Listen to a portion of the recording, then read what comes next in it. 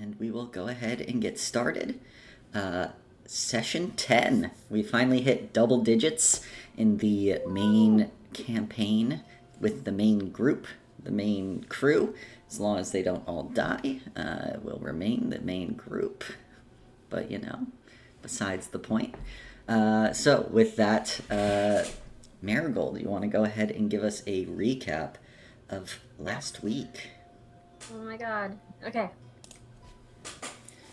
When Marigold was younger, she was afraid to swim down deep into the depths of the ocean.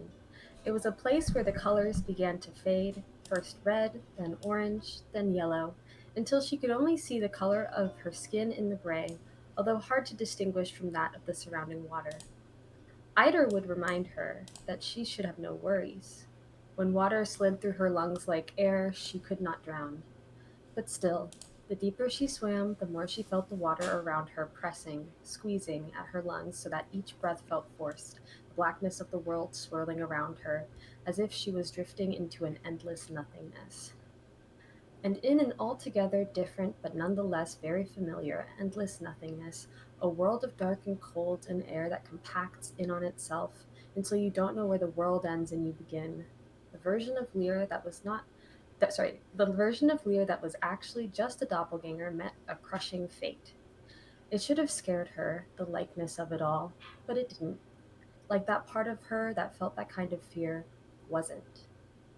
She thought back to her conversation with Uncle Boyan, how she was disappeared for almost half a day, how she was found in a cocoon of shadows, a sea butterfly emergent that was far more something else, but no one knew what that was.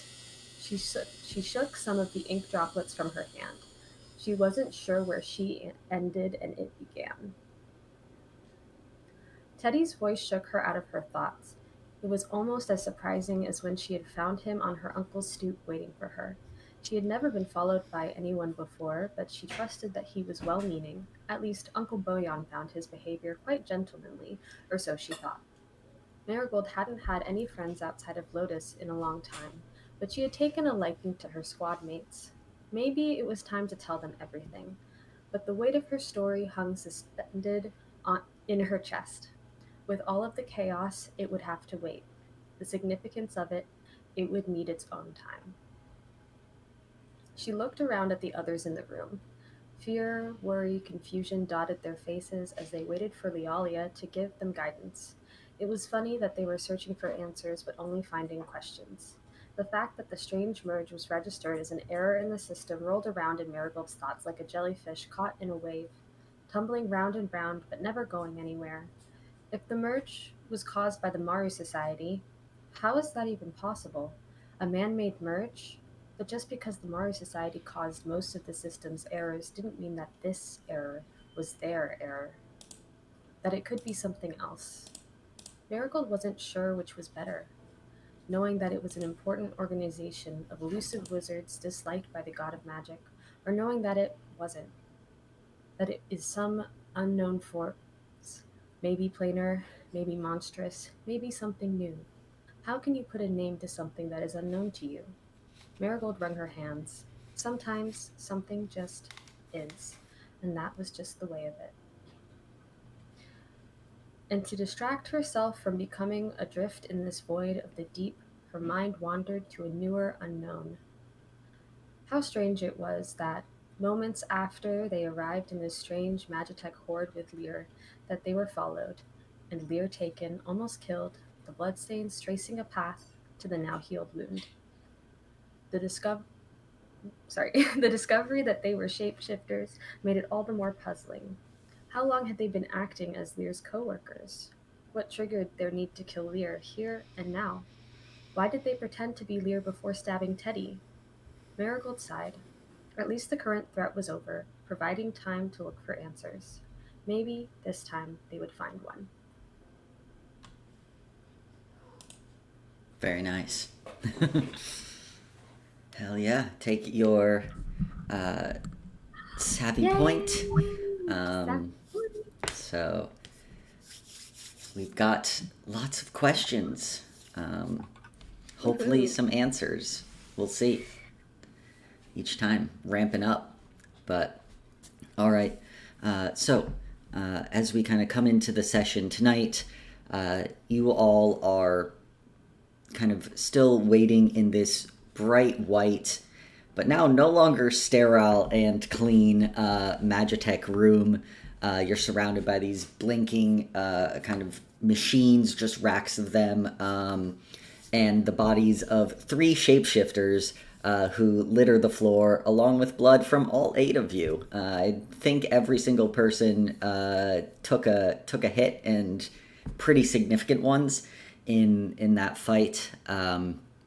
So as you all kind of Lear is, I think, leaning on or near Hayes. They had just finished kind of looking at the Magitech rack again and trying to give you a bit more of that information about this anomaly, this kind of mysterious merge that didn't register as a merge in a way that would allow it to send out a warning to all of the kind of Magitech devices of Old Haven.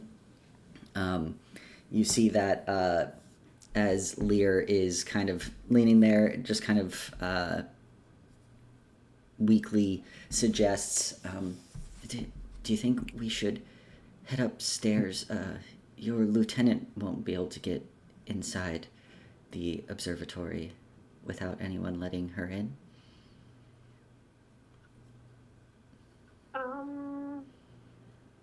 Sure. Looks back at the dead bodies. Like, I guess we'll just leave those here? I don't think they're going anywhere. I hope not. We could just stand by the door and make sure no one goes in. Oh, yeah, you probably don't want anyone coming, in here until, that's been cleaned up. Right. Well, it is... there weren't many people working last I checked. I don't really know how many more people would just be coming down here, but... I mean, I could go up with someone and let Lieutenant Lialia in. She needs to be let in to both the observatory and down here. Yeah. That makes sense. Who would you like to go with you? Anyone who will let me lean on their shoulder. I'd really like to hurt. go. You wanna? Okay. Yeah. Just curious if anybody upstairs heard anything, There was somebody else here, right? Yeah, as far as I'm aware, there was another one of my my coworkers working. Well, let's go. Let's go check it out. Okay. Do you all have any timeline on Lieutenant Lialia's arrival?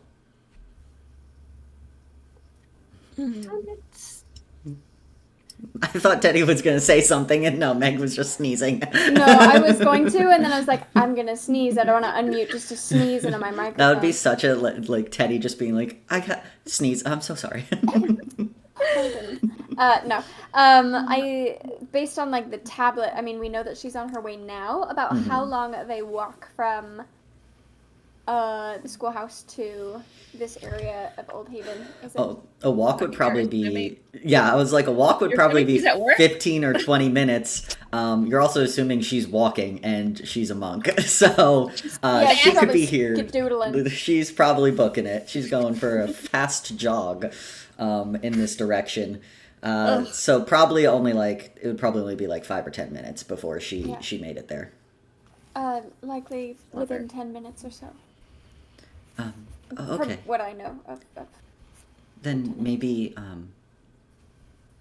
well, could you just tell her to let you know when she arrives, and I guess then we could all just wait down here if we want to be safer and not split up in case there's more. Sure. I'll go to the tablet. Let me know when you get Yeah. But, like, in a better way. Yeah. ETA. Yeah. Yeah. Send like a pin like where's your location pin? Yeah. Sadly not an It'll be option. like, She needs to let track us know our when you location. arrive. Somebody needs to let you in. Yeah. We don't want to leave the scene. Just in case. Yeah. Great.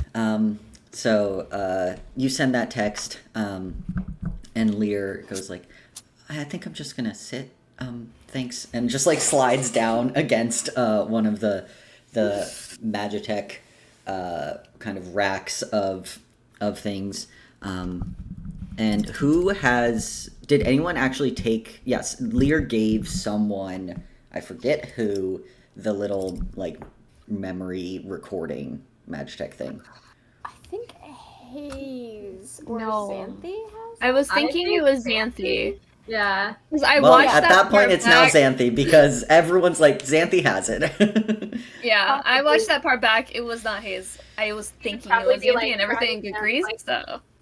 Cool thing. Yeah. Let me And watch Marigold it. was out near, like, about to kick someone off of a Well, catwalk. He was told not to, so Yes. then she came back down to Oh. get the rest of the group. Yeah, so Lear kind of looks over at Hayes. Is like, so, are you gonna, like, what's your plan with that? Sorry, not Hayes. Did I say Hayes? I meant Xanthi. Yeah. Like, what? With that. No, sorry. I don't know why. Okay. Xanthi. He looks at Xanthi, who has the memory stick. He's like, so, what's your plan with that? Oh, well, I figure that maybe the instructor for the artificers at the schoolhouse might be a resource. This seems like, stuff that might be up their alley, right? They do Magitech stuff. I mean, I would ask my mom, but she's very far away, so. I mean, it's definitely Magitech. So an artificer probably would know about it. I mean, a lot of the machinery here we work closely with, kind of the artificer's call to put in, but honestly, that's a bit more of like thief Magitech than, like, that's not supposed to be on our machines. That didn't come with the equipment, so to speak. That was added after. Do you know anyone sketchy? Actually,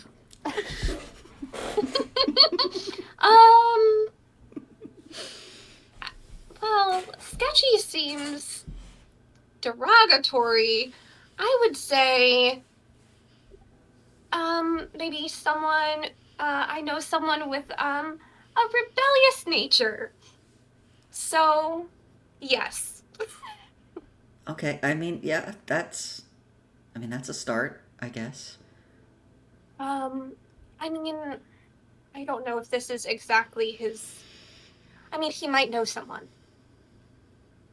He seems to know a lot of people. Okay. So you don't have any guesses as to what this is supposed to do? Well, probably based on where it was recording something. But what's on it or how long it's been there, I don't know. I don't really make a habit of, like, coming down here and checking. Most of the time the machines work and we get warnings, and I'm a bit more of the theoretical study than this. Who does come down here? Oh, well. And then she kind of like looks over towards some of the charred bodies. He's like, well, Agnes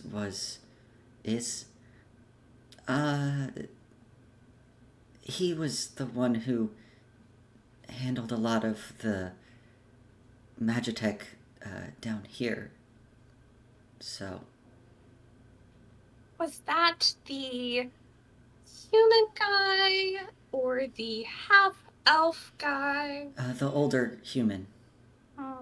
Okay. She's gesturing to crushed and dark cords and Yeah, just absolutely destroyed gray featureless or white featureless corpses.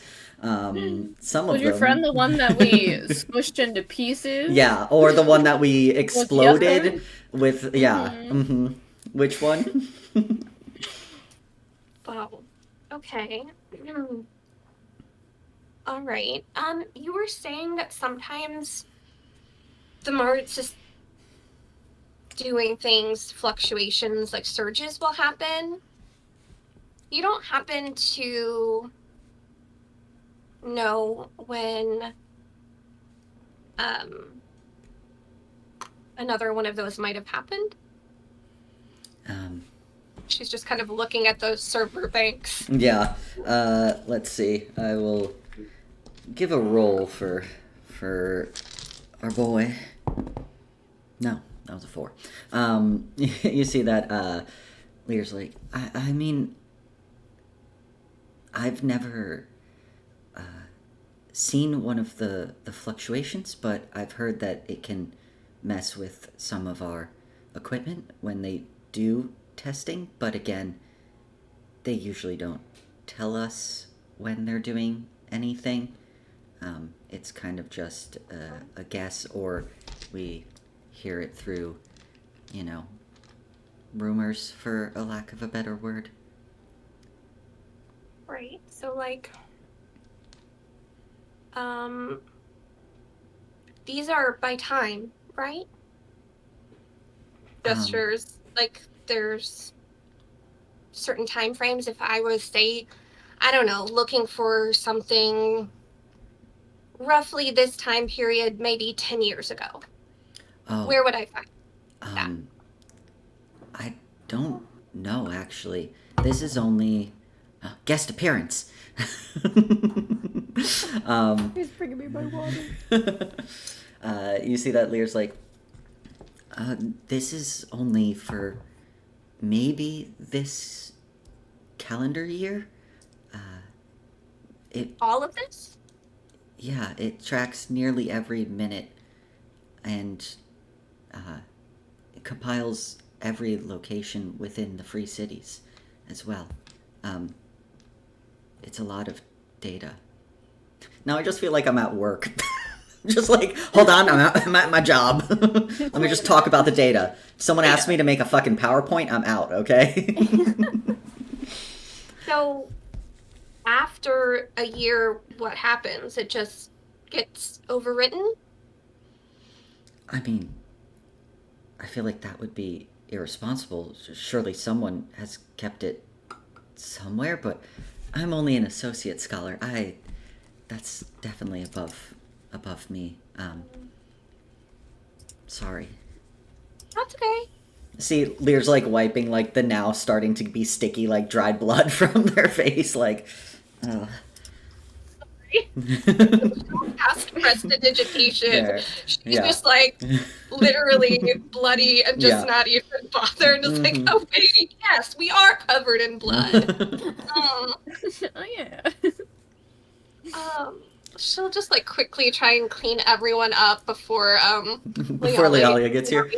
They're just like, so we look a little less. Haven't you? I think you've all cleaned up last time as well, right before you went to Lealia too. And every time Lealia's just like, "You're all so clean yet so fucked up. What is going on?" It was literally like last night. She was literally like, don't get in trouble. And you're all Get in like, trouble! Mom, come pick us up. Was it our fault? We didn't. It wasn't another one of those. She just said, "Run if this happens again." It hasn't happened again. Yeah, to us. it's been 12 hours. Murder this time. Yeah, it was just regular murder. Regular. Yes. Against our will. Freelance murder. Mm-hmm. We didn't start this fight. We just finished it. Yeah. Oh yeah. Self-defense. That's right. Okay. So, Agnes, that was who you said? Oh, Agnes, yeah. Was, again, really just gestures Oh, again over her shoulder. Jack. That. Jack was the half elf, and then Miriam was the tiefling. Okay. And Agnes was the one who's usually kind of like down here doing things? Yeah, as far as I'm aware, that's kind of what he spent a lot of time down here. Did spend he did spend a lot more time recently down here, but I mean, if you start spending more time just doing your job, it's not that suspicious until it is. And as Lear's like looking over at the dead body. Who did you say was upstairs right now? Oh, that was, let's see. I think that was Clark was working. We only said like a few words to each other. We were both just doing our own thing, Right. reading and researching before you got here. Right.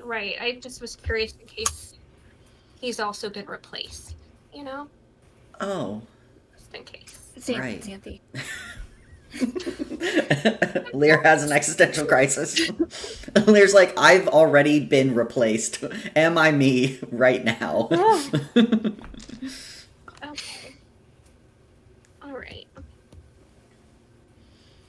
Teddy, I'm just saying, you get a little bleep on your tablet that is just here from Lealia. Is there a period at the end of that? Like, is No. she mad at us? No period. Okay. She's not boomer texting. Here, ... My dad does that all the time. Like, why are you ... It makes you sound so suspicious and disappointed. Like, it stresses me out. He was recommending me like a show on Apple TV or whatever. He's like, nice throwback ... Very funny ... I'm like, what does this mean? Anyway. Classic dad behavior. Teddy will just kind of say, the lieutenant has arrived. oh, okay. If Xanthi and Lear, if the two of you wanted to go up and bring her down. Sure. Also very much wants to see, determined to test Clark to see if they're Yeah. so right. Yeah. Lear kind of leans on Xanthi. They're pretty light in terms of weight. They're a wispy little fella. Too much time reading books, not enough time picking up the weights. Books are heavy, bro. Scrolls. Xanthi and Lear head back upstairs. You see Lear badges for the magic room that moves, the elevator. But as Xanthi and Lear head out, are the three of you saying anything or doing anything in the room with the bodies? Yes. Like as soon as they're like out of earshot and the box room has done its clattering up the building, once they're gone, he's still with like a kind of lowered voice, says like, you questioned when you found out about me why I didn't want anything to get out, why it was dangerous. This is why. This is what a lot of people see. Not quite enough of anything else. But I'm sorry their poor decisions reflect so poorly on you. It's not fair. It's not. And I know that we need to do something about the bodies, but I'm concerned that just disposing of them is going to also reflect badly. And I don't know what to do.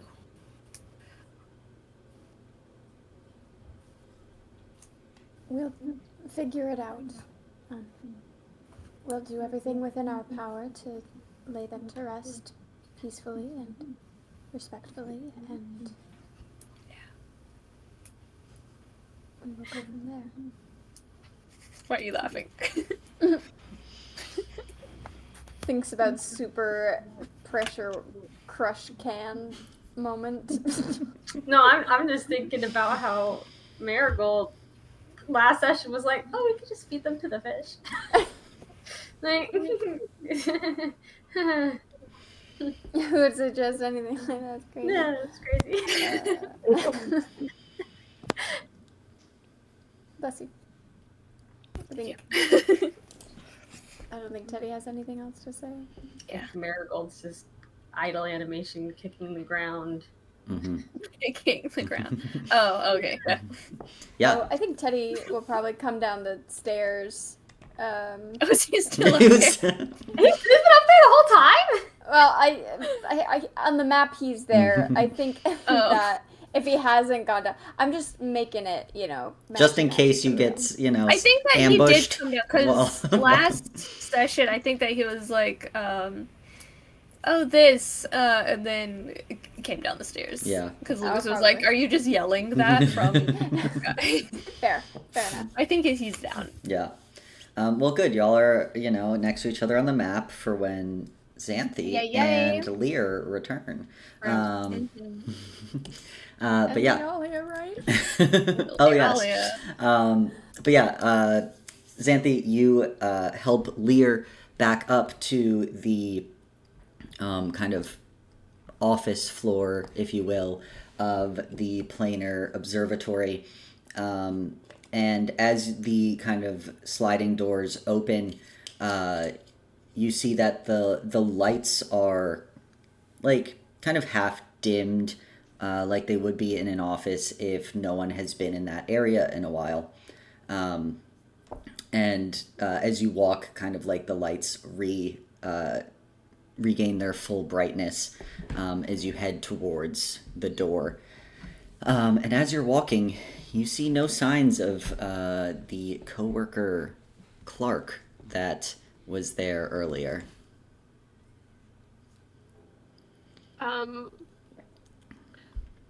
Do I see where their workstation was? Like where they were sitting? Yeah, you're basically passing by like one of the long row kind of like open desk areas that they were working at. Can I just like pause and just snoop real quick?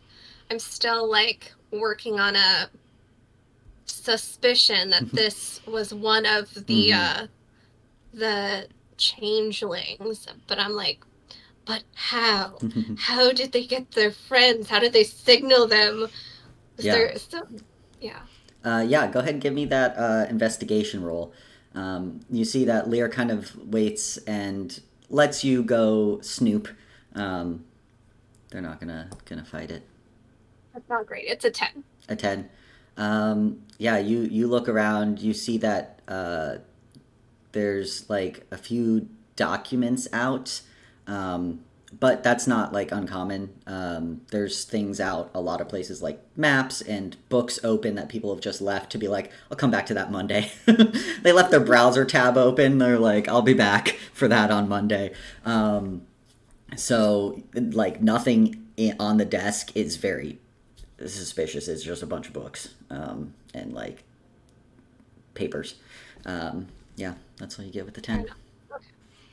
But yeah, as you go to the front door and kind of Lear scans and it opens, you see that standing there outside, not even breathing heavy, but she definitely made it here in like 7.5 minutes. You see Lialia wearing her traditional kind of black and gold crop top, black flowy baggy pants, and arm wraps. She's got her what the heck? What the heck is it called? Bandana that has the symbol of the volunteers kind of tied loosely around her neck. And she sees that it's Xanthi and Lear at the door, and she kind of like looks and sees there's like no one else behind you. And it's like, is everything okay? I was texting with Teddy. Yeah. No, we're good. We're fine. We did just fend off some attempted assassinations. So that's a thing that just happened to us unexpectedly. You see that Lialia like steps inside and like pulls the door closed behind her and just goes, bring me to where everyone is. Right. So, as they're going, like she's like animatedly like waving her hands and like gesturing and like explaining in dramatic detail how it all went down. So that she'll be up to speed by the time we get down there. All right. Yeah, you see Lear again scans badge for the door, and you all for the elevator, and then the door also, which had kind of closed behind you when you all left the area. Lialia steps in to you. The three of you see Lialia steps in to basically like right in front of the door is a condensed, smushed, like fucked up canned version of a doppelganger. There's blood everywhere, just like even more sparks from things. There's another like there's a hand of like a doppelganger that's like hanging off of the catwalk, and then the other one is kind of farther back to where she can't see it, but she steps in, takes one look at that. It kind of registers fully the story that Xanthi had told her. And she looks over to all of you and is like, I see you have had a busy 12 hours, was it? Did you even sleep? Yes. We just wanted to ask some questions. Yes. Looking for a fight at all. The fight seemed to find you, is what I am beginning to gather. Yeah. Well, yes, this is certainly not something I expected to be dealing with, well, honestly, ever, but especially today.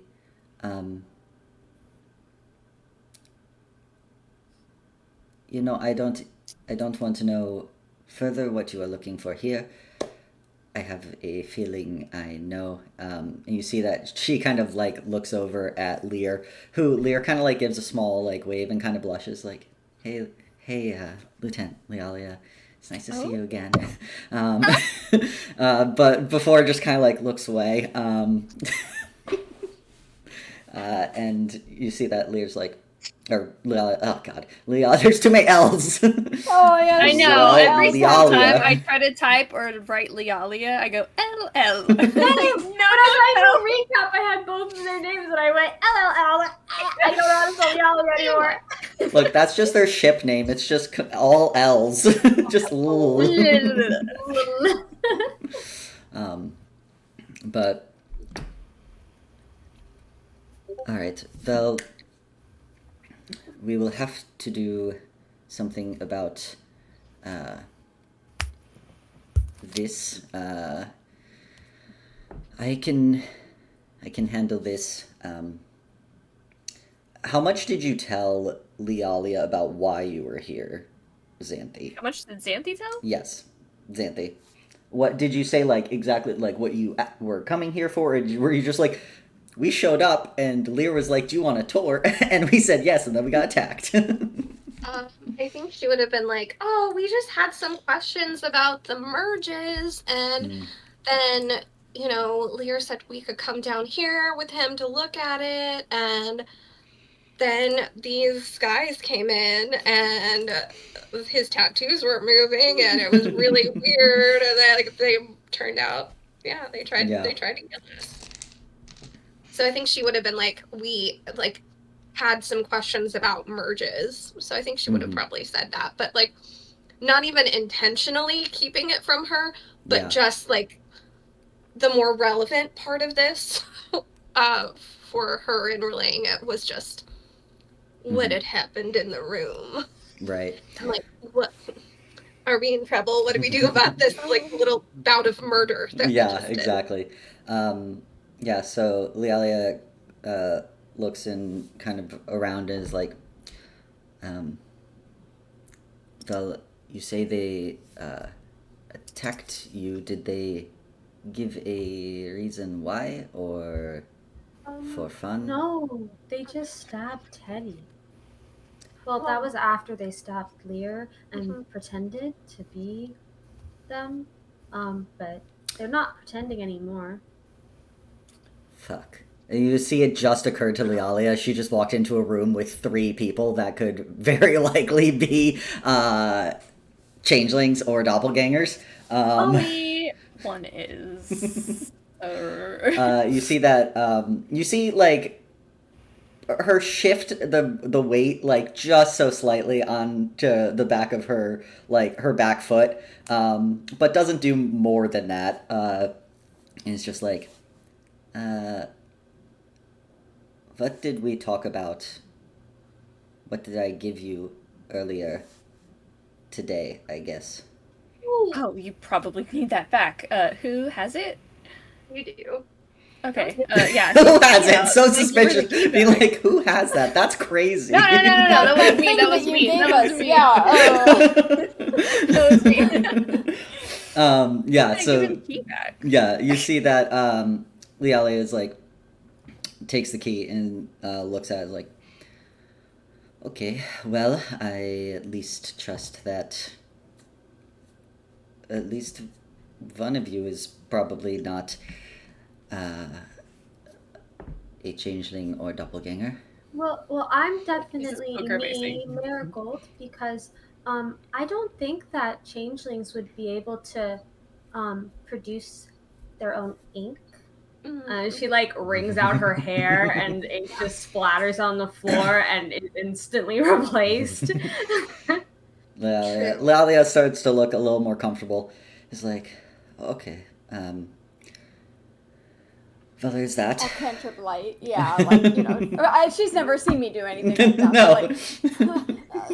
Like, yeah. She's like, you look scared, Teddy. Great.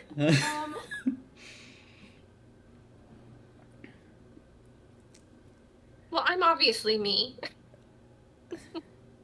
Yeah. Wow, I have never honestly had to deal with this before, so changelings in groups or doppelgangers in groups is a bit of an interesting thing. They're usually more solo. It's... You said you don't know why they attacked you, just because you were here? Yes. Technically, they attacked Lear, and they were trying to get us to leave. Yes. But we, you know, realized that they were being suspicious, because Lear's tattoos weren't moving. So something was wrong, and just the way they were acting. And when we when we didn't leave, that's when they attacked us. Yeah, and Lear kind of pipes up and goes, yeah, they were, well, they were, I guess, pretending to be my coworkers. I don't know how long they've been like that. I mean, we weren't super close, and they didn't seem that, well, they didn't seem suspicious at all. So, I don't know why they were trying to just take over as many Planar Scholars as they could. I really, yeah, I don't know. I think they didn't want us nosing around down here. I mean, they were really insistent that we leave. Yeah. And they seemed pretty impatient, right? I was under the impression that was largely because they didn't want anybody to recover Lear. Is there something that you've been studying on your own that might make people in positions of power uneasy, or something that could potentially put a target on your back like we saw today? I don't think so. I mean, I've done some research, but I honestly haven't really published anything yet, and I haven't had anything I thought was worth writing a paper about. I mean, I've done some of the talks, like I came to the volunteer school, and I've done a few more presentations, but, you know, nothing too crazy that I'm aware of. So it very well could have just been a wrong time, wrong place situation. Perhaps they were here to recover something. He's gonna, like, flick his eyes over to Xanthi, like, do we want to tell the lieutenant about what we found? He's not gonna be the one to say it, but, like, just kind of, like, you got that thing? He, like, catch his look, and then look to Hayes and Marigold in quick succession, like, trying to get a silent consensus.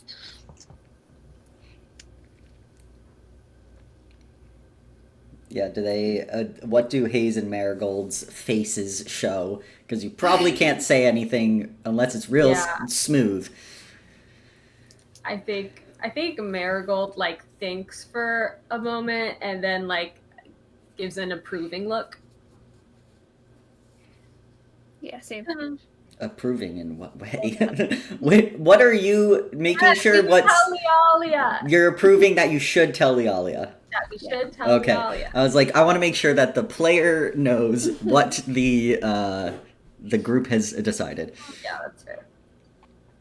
So Xanthi, seeing that, will kind of, like, nod a little and, like, look over to Lialia and go, well, so, you know, I said we were asking about merges. Well, we were asking about the weird merge. And, well, when Lear came down here, we found something.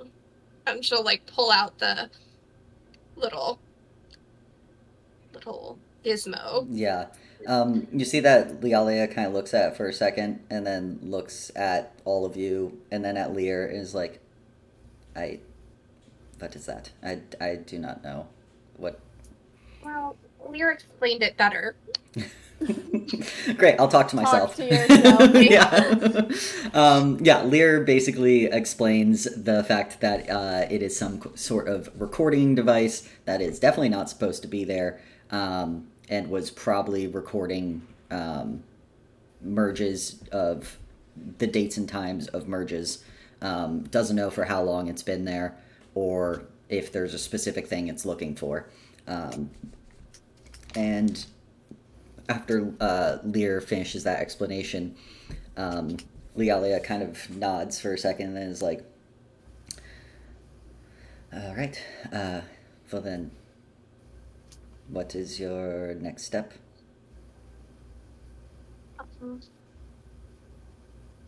Well, we may know someone with some connections to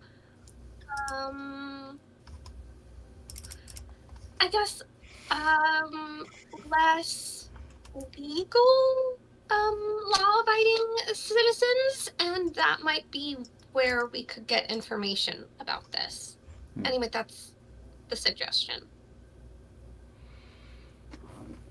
As far as first orders of business, I can't say that I've ever been in a scenario quite like this before. Do we report this to anyone? What do we do about the bodies? How do we proceed from here? I can handle it. Usually, these more outlandish cases are handled by more senior volunteers, but I've always been a big fan of hands-on learning, and I don't think if I told you to stop looking into something, you would actually listen, considering the past 10 hours. So it's probably better that it's sanctioned at the very least. I can handle cleanup and the report. We have ways to handle certain sensitive things should they need to remain hidden for a while, as you are not certain how many there could have been. If there was another person here, before we came down to the sort of Magitech room, Xanthi, did you see them on your way back? No, Clark was missing, so, gestures to the bodies, like, for all we know, That is Clark true. could be one of those, Or for all we know, Clark could have left, and anyone could be Clark outside of this building waiting. They definitely could have seen me enter, so that is something to be aware of, definitely, going forward. I would also probably recommend, if you are doing any more unsavory business, don't wear your volunteer bandanas, just as a suggestion. Smart. I just ask. Just like take a couple steps closer and just like, if we find ourselves in a situation with cleanup, is that something that like we can just, I don't know, take care of? Or is this an official cleanup protocol?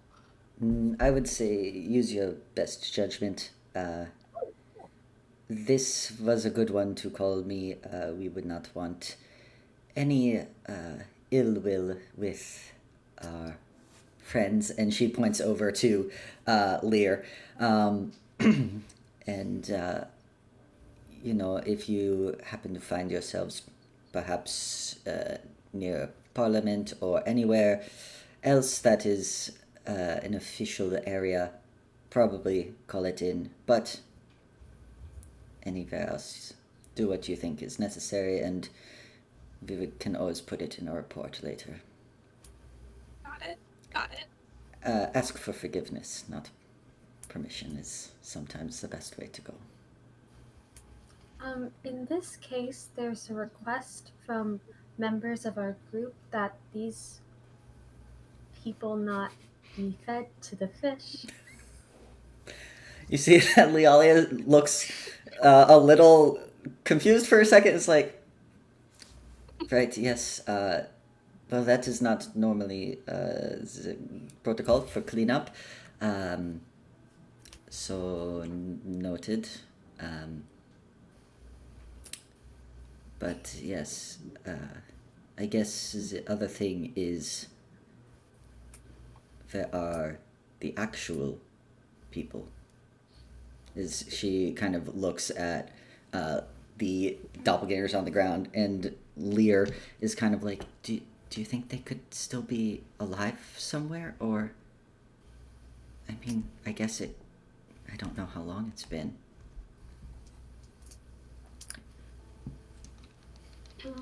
I mean, anything's possible. Xanthi. Yeah, Xanthi, give me that persuasion check. Oh my god. It's trying to be glass half full here, okay? It's like a magic 8 ball. No, it really is. Don't count on it. Try again. Try again later. Is that persuasion? Yeah. That's a total of 3. No. What did you roll it to? Oh my god. 2 plus. You see that Lear starts like tearing up. Oh no, I'm sure that they're fine. I'm sure everything is okay, and we'll just go find them. Okay. Thanks. No. Xanthi gives a very unconvincing smile. Like, she's like, wants to be like, but they're not. But. Lear, in the case that they were after you specifically, is there, is PTO a thing in... Oh yeah, they get so much PTO. Yeah, for sure. The Planar So many, researcher. yeah, so many holidays. If there's a way that maybe, not only for your safety but also for your well-being, perhaps taking some time away from the office for a while may be a wise thing to do. Oh, Xanthi disappeared. Xanthi's back. You see that Lear's like, yeah, I mean, I could put in a request. Maybe, my aunt has a farmhouse out, kind of in three gardens. She'd probably really like it if I stayed for a little bit. How long do you think I should stay?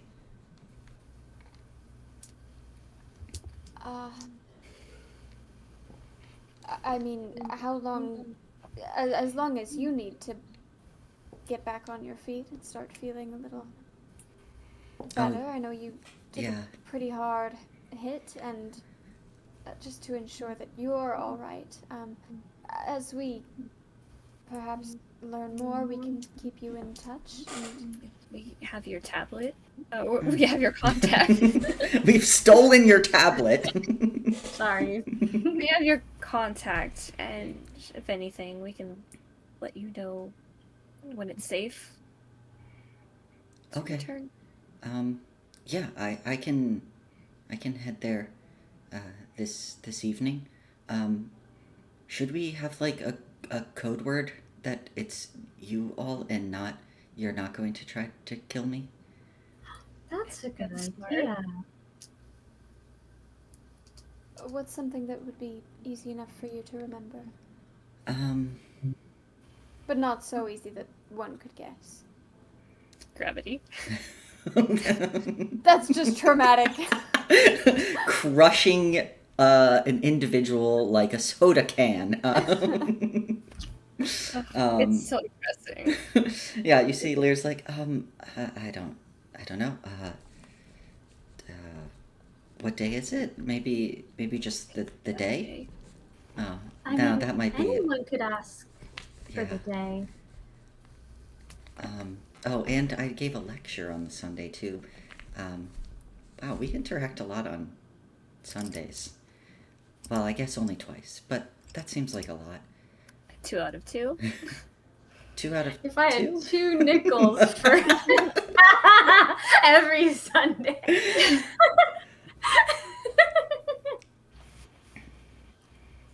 Maybe it shouldn't be I'm related. going to a code name generator. Yeah, Lear's like, maybe it shouldn't be anything that makes sense. Maybe it should just be like a random word. The code word is the video password spring. But it's spring right now! Not for long. Okay. I'm trying to find a good one. Everyone reach into your pocket. What is it?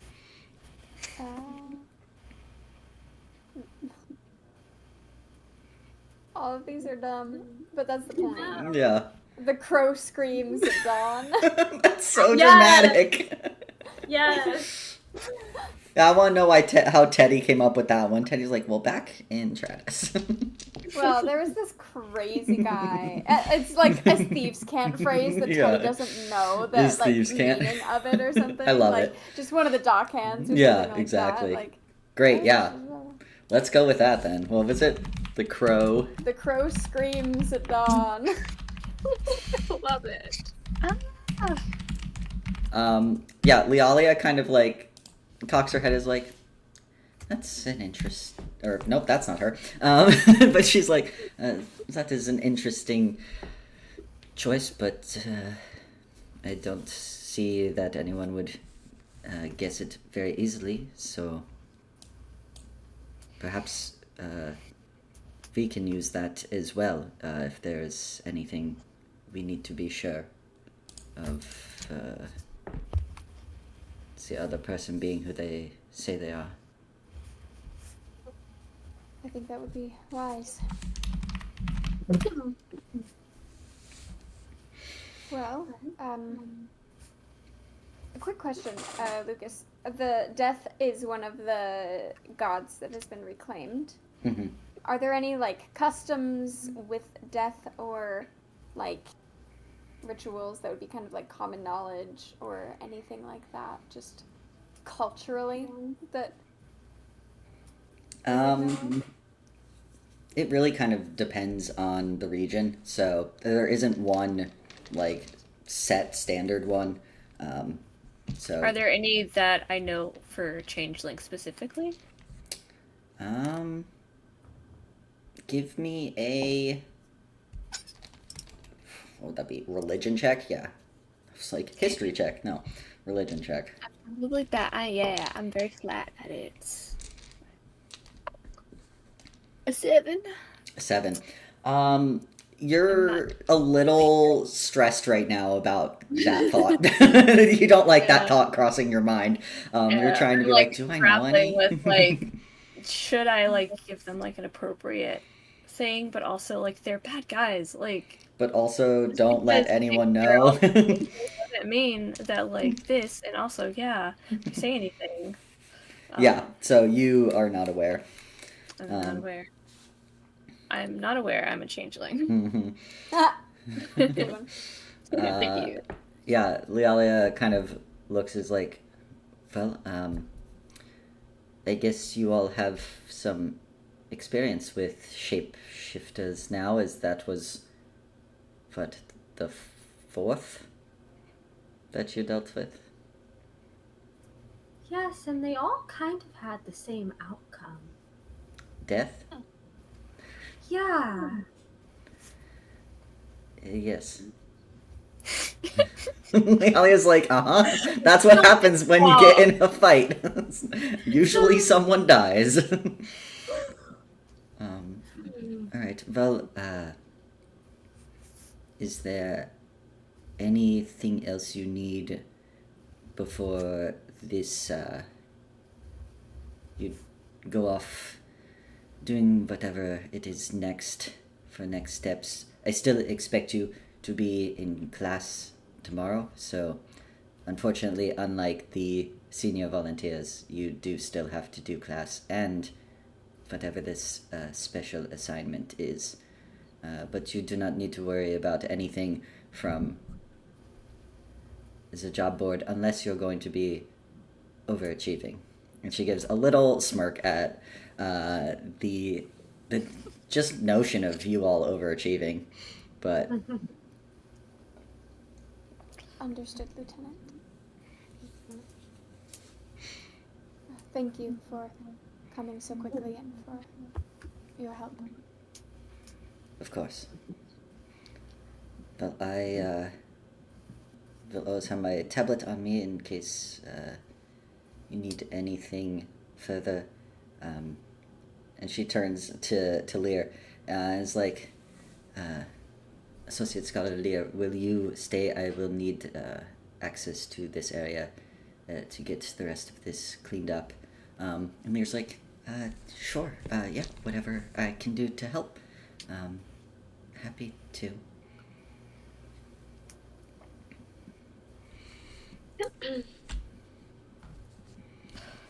Let me double check. I think there was maybe something that I wanted to do before we left. Yeah, let me know if there's anything else you all want to do. Ask Lialia, ask Lear, Oh, yes. look around before you leave the scene of the crime. I would like to ask Lear, we saw like the weird blip from our, oh hi, from our, to me, from our weird merge, but we know that there were other like errors or big magical surges from other spots. So I would like to ask her if we can get like dates for some of the other ones that we can maybe cross-reference with Erwin at some point. As somebody who works for the Maru Society, just to see. Yeah, That's a thing. you see that Lear goes, well, I'm sure there's more, but the most recent one was on, let me get it here. The most recent that I'm aware of was on month 4, day 2. I don't know what they were doing, but I do know it was enough that we had to deal with an error. So that's fucking Liale, I think. But no, that we had to deal with an error. This is why I do not like having two NPCs in the same area. Sorry, we're the worst. At least they have different voices, so I can catch myself when I'm like, oh, that's not something. That's the wrong person. But yeah, Lear lets you know. I'll just say it in my own voice. Lear lets you know that there was one on month 4, day 2, and doesn't know what it was, but it was within Old Haven. Mm-hmm. Cool. Is that like somewhere in this server area? Like, oh, there's like I mean, yes, it's not like this one is for this day and this one's for this day. It's kind of a bit of a guessing game, and it depends how much data was collected and put here, and I would need to know the exact time. Otherwise, it would probably take me maybe 5 days to find the exact location. I was only able to find what you were looking for because you had the exact time and day. okay. Just player question. This little device, flash drive or whatever Basically, that they gave us. Yeah. Like, is it something that's like would be noticeable, like passing through at a glance, or was it like really hidden to where like it, like not, you can't just walk through, take a cursory glance and see if there's something? No, it was more like if you had taken like a camera with like a memory card and like basically a bigger version of like jerry-rigging a memory card and then tucking it away into the like machine. These are like big server racks. Teeny. Yeah, it's pretty small. It's like smaller than like it's probably like this big and flat too. So like yeah, it's not something that would be super noticeable, and you'd have to know that it's not supposed to be there because it looks like Magitech that's on a bunch of Magitech. Like, unless you are very well versed with it, it would probably go unnoticed. Got it. Cool.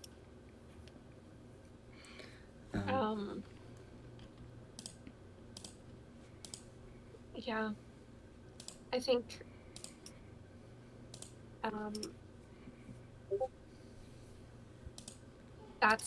that's about it. I don't think I have any other questions for Yeah. All right. here. Anyone else? Before we leave, Yes. This is like right as we're leaving. So if anyone has anything else, Before Lear gets asked on a date, anyone have anything else for Lear? well, it's not asking on a date. You know, if she asked me first. Mm-hmm. Marigold's going to go over to Lear and say, did you still want to get lunch sometime? Give me a persuasion check. Asking right in front of the big, buff, strong lady that he's gonna A crush on? Yes, Marigold? A crush? He asked me to lunch a week ago. Double meaning. Uh-huh. That is a crit. A successful crit or a crit failure? Oh, a crit success, a natural 20 plus my persuasion, which is a. I think the squid is helping. You know, You think that's so, how Lear first got interested in me, and the squid is there, Mhm. being super cute. Squid stand with Debbie Ryan. Yeah. Yeah, literally. So my total persuasion would be 24. 24. Yeah, Lear's like, sure, maybe after everything, Yeah, that could be nice. Yeah.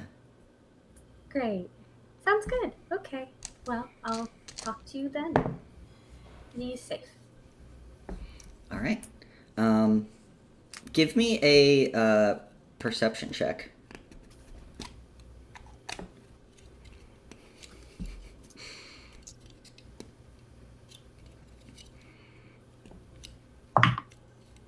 Oh no.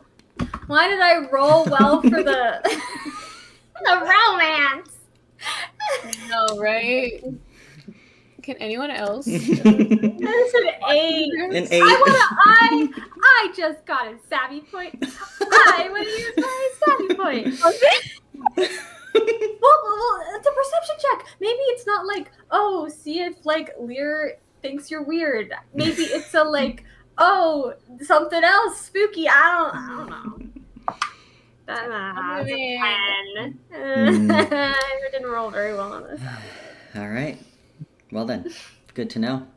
You've got The rest a of the tentative. Nope, you've got a tentative date with Lear pending, or date a tentative lunch with Lear pending the success of figuring out what the fuck's going on. He still only wants to date me because of my squid. Why do you keep putting this out into the universe? Like projecting onto this person. No, I'm not. That's what the perception was, you know, to realize that Lear wants lunch with me because I have a squid for her. What if it was to see if she was blushing? Aww, that'd be cute. Aw. Or Lialia's reaction. Liali's gonna kill me. I mean, she could try. She'd get traumatized. No, I don't know. Could I Like, just be insight like, Lialia? No, you're not allowed to incite Lialia. Okay. As kind of, I think Marigold like was doing that off to the side as you were all like shuffling out, That because is fair. Lear is staying to help. Lear's just gonna badge Lialia in and out of this room as she carries dead, crushed bodies upstairs. Ew. What a wonderful job to be a lieutenant for this group. But yeah, where are you all headed now? And we'll decide that and then take that bathroom break. Okay. What time of day is it? Like 5 o'clock.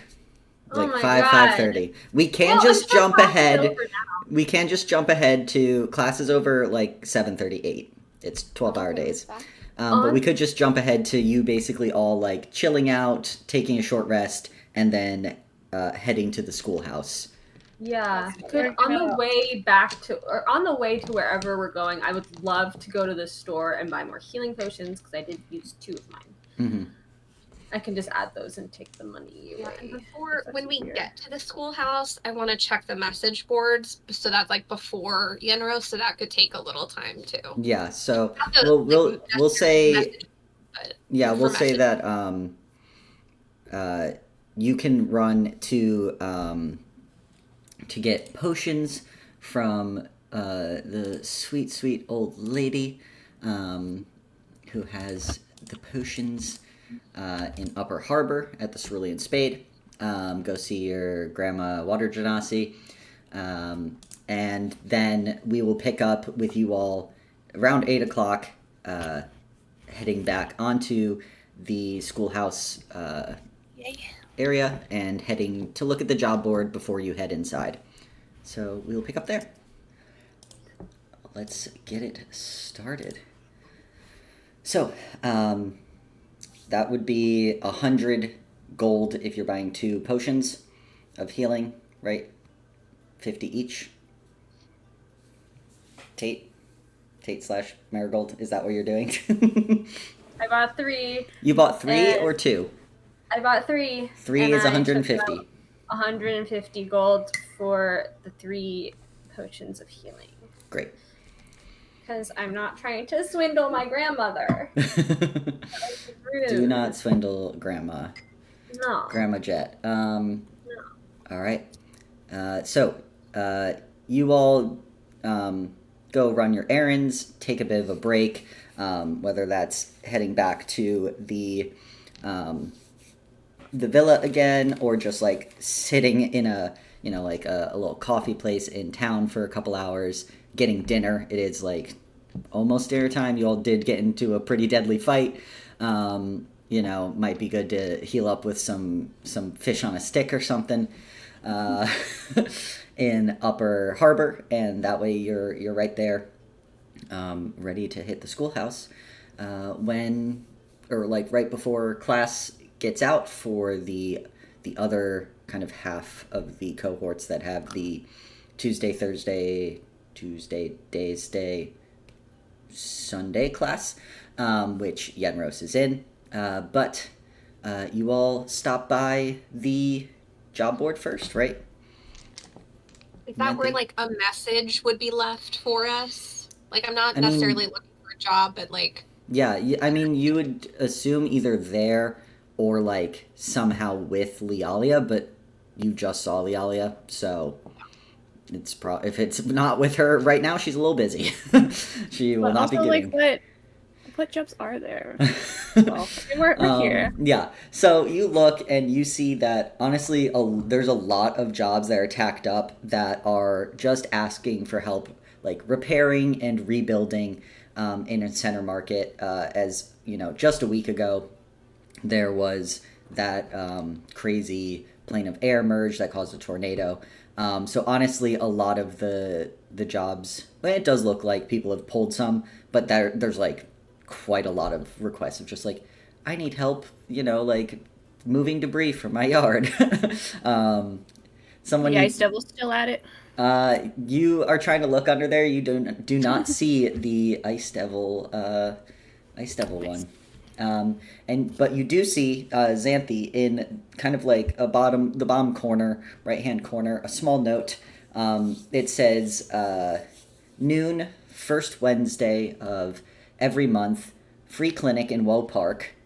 P.S. Other clerics welcome, and it's signed by Song, cleric of Tamag. So not a direct message to you, but it does seem to be that she's going to be hosting a free clinic in Woe Park on whatever the first Wednesday of the month is. So that would be 4 or something like that. You'll have to look, but mark it in your calendar. Sorry, I was mute. 6-3. 6/3. 6-3.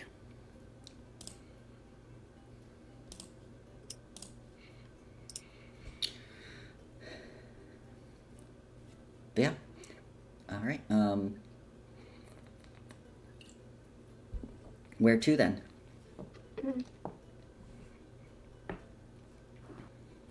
Yenros? Probably just go find Yenros. Yeah. I'm gonna track him down, and he's not even gonna be at school today. He's playing fucking hooky. Yeah. Honestly, I might. But yeah, I'm assuming you probably start at Yenros' room, because you do have the room number. You all head up to the second floor. Same floor Lydia is housed on, but go to like the exact opposite of the entire giant like dorm hall on that floor to where room 207 is. Who's knocking or causing a ruckus? I mean, probably yes. All right. Yeah. Said buckets? Yes. So Xanthi, you knock on the door, and after probably like a second or two, you just hear from inside the door that's just like, who is it? I'll be right there. And you see the door swings open, and you see that Yenros, wearing no shirt, just like a towel wrapped around his waist, sees Xanthi at the door, and he kind of like leans, like puts his arm up and like leans coolly on the door frame, and he's like, "Oh, hey Xanthi, crazy seeing you here." Hey, so we came by to see you, but I'm sorry. You see, he like looks and sees that the rest of the group is there too, and is like, "Oh, hey everyone." I'm so sorry. This seems to be maybe a bad time. We were just. Let me put clothes on. And Yenros closes the door, and you wait like 45 seconds.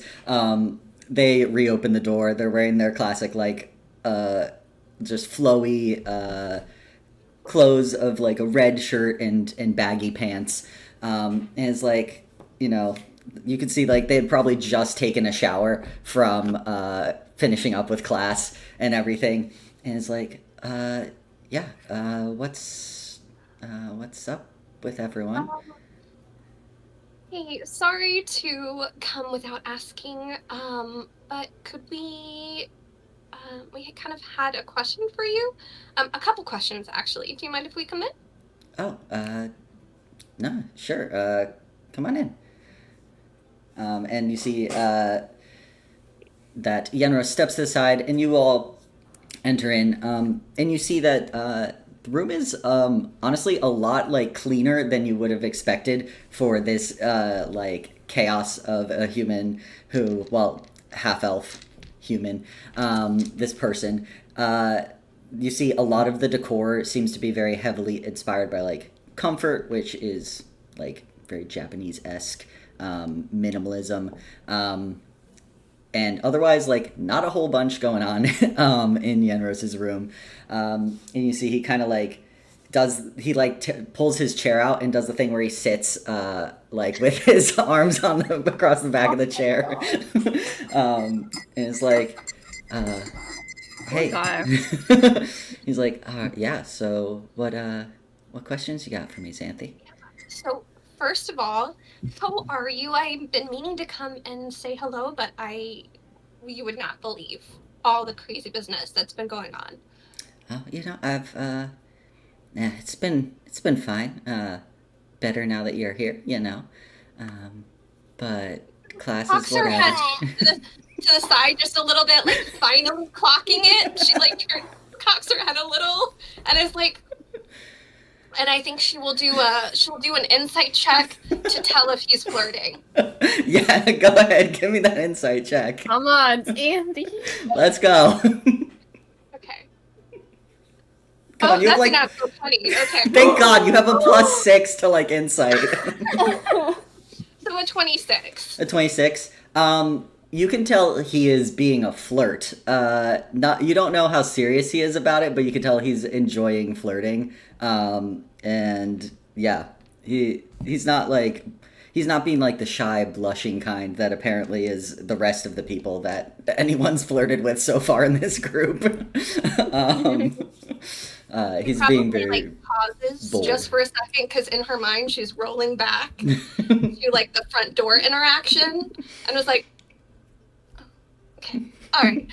And then she kind of shakes herself and was like, yes. So, well, hey, is your group still like being jerks or? I mean, it's fine, you know. We're fine. Okay. Well, I'm glad you're not letting it get to you. It's good. So, question. Do you know where the Dusk Market is? You see, he kind of like leans back. He's like, Xanthi, are you trying to get something that's like illegal and definitely top of the class wants to go to the Dusk Market? All right. Okay, well, I haven't been, but I do know, well, theoretically I know where it is, and kind of how to supposedly get access. And you see he kind of like thinks for a second. He's like, what is today? Actually, yeah, I'm glad you asked today because it's not like around all the time. Only during dusk on, during the full moon and the new moon. And as far as I think, I'm pretty sure we're in the new moon right now. So. That's so cool. Yeah. So we definitely want to go there. Interested in just seeing what kind of magic items they might have. Because the society's provisions is like, I mean, that whole place is just, it's a scam is what it is. Like, that place sucks. So, Dusk Market. Yeah. The only competition. Yeah, I mean, I guess you could pick some pieces up at some rich people's places, you know? But if you want to buy it, yeah, Dusk Market. Oh, right. Second, she's like, oh, right, yes, no, definitely looking more at buying. Shopping trip. Yeah. So you only on the new moon and the full moon, and you kind of have an idea where it is? Yeah, it's in the sticks, supposedly. So. You said something about gaining access. Is there some thing you need to do to get in? He kind of looks. He's like, Teddy, you're going too? You're bringing the whole group? Yeah, we're doing it as a team. Couldn't let Xanthi go by all herself. There might be unsavory characters about. And he's kind of like looking hard at Yenros like, Yeah, Yenros is like, unsavory characters? Well, that's the most interesting kind of people. Am I right, Xanthi? Just nervous laugh. Well, so do we know, like, is it a place we'll be able to go? Like, we would be able to get in? Is there, like, a secret phrase? Is right. there, like, a... So, from what I've heard, apparently it's kind of, like, protected or hosted, not quite sure, by, like, some clerics of Ione, so it's, like, in their sanctuary, and therefore you need to offer, like, a piece of knowledge or, like, a secret or something to get in, like a book or Honestly, that's kind of why I haven't gone yet. I wasn't sure what to bring, so Oh, you could come with us if you wanted. oh, We're definitely going. sweet, yeah. I've definitely been down to check it out.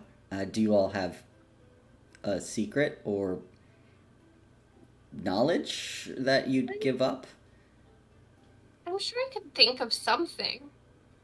Yeah. Everyone has secrets. And I've been doing a lot of research. Maybe they'd find something interesting. Okay. Yeah, I mean, it's worth a shot. I think that if you just don't have something, you probably just aren't able to get in. So, Okay. Well, that's exciting. Do you think, I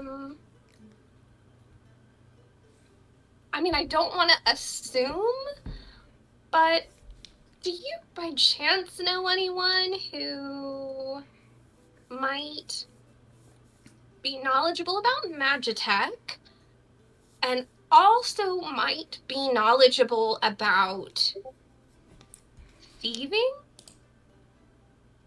She winces just a little bit because that's not subtle.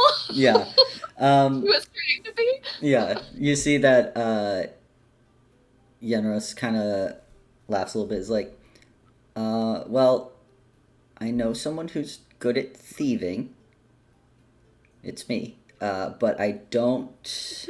Well, there's this halfling on my floor that I don't know. I've seen in a room one time, entire thing covered in like Magitech stuff, but I don't really know if they'd be good at it. I mean, maybe there's someone in Dusk Market. That probably feels like the place for off-market, sketchy Magitech.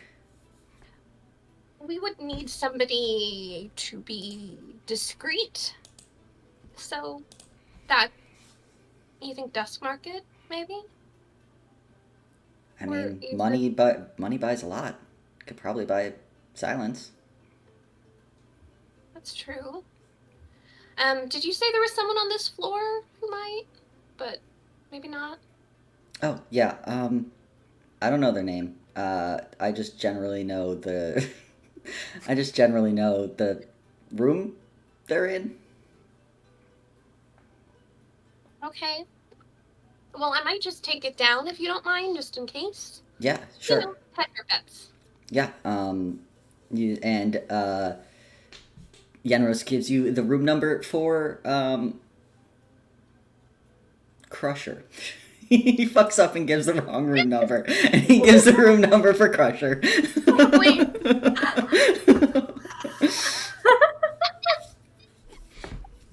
But Yenros is pretty sure that's the room number that he gives you.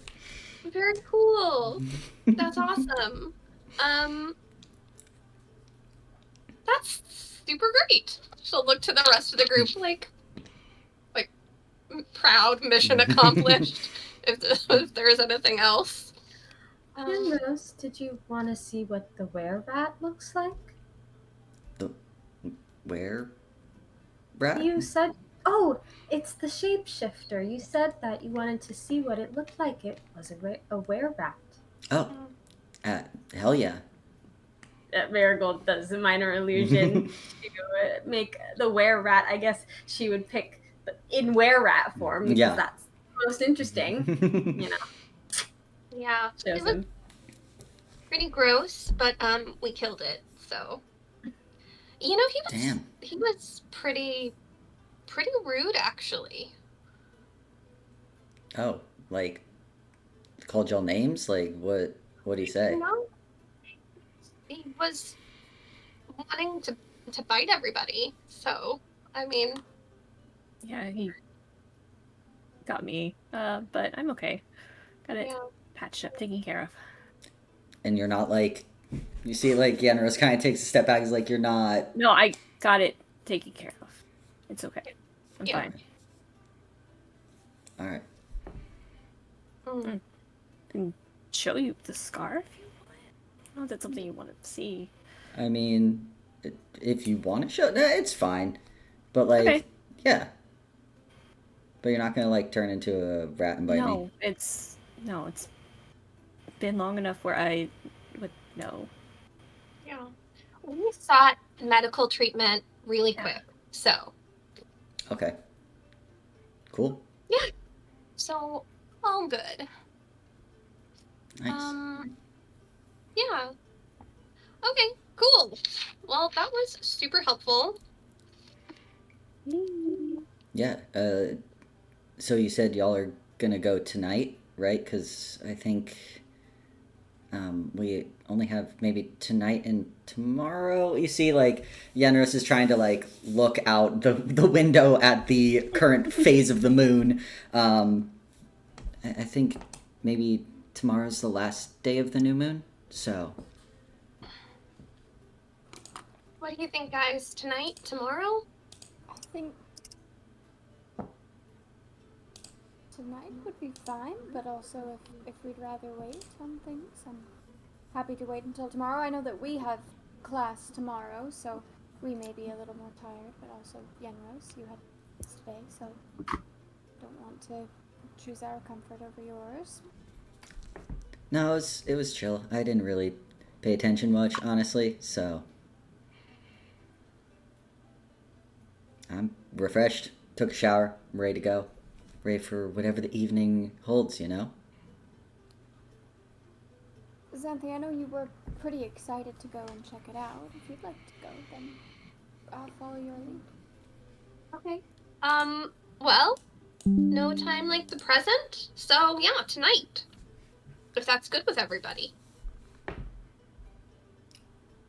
Yeah, I mean, Yeah. I'm done.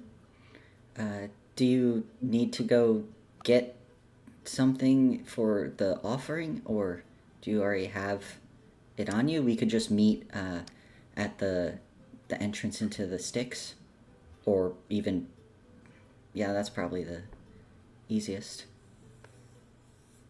If you need to grab something, or if not, I mean, I'm ready to go. I mean, if they just want secret. I have an idea of something, but it's probably good to have a backup. Yeah. If you guys don't need anything, yeah, let's just meet at the entrance of the sticks. What time? Like maybe in an hour? I don't know. Can you get what you need in that time? Cool. Yeah. All right. Sweet. Cool.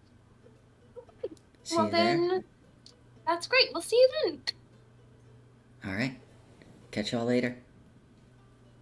Xanthi, you're welcome back anytime. The rest of you, you're also welcome back anytime. Thank you. Face. Can I sorry, Lila, to check. We got a short rest, like an official short rest. You did get an So I official can short get the rest. because I forgot about that and didn't do it. So I wanna make Yes, sure you can officially short rest. to roll some hit dice.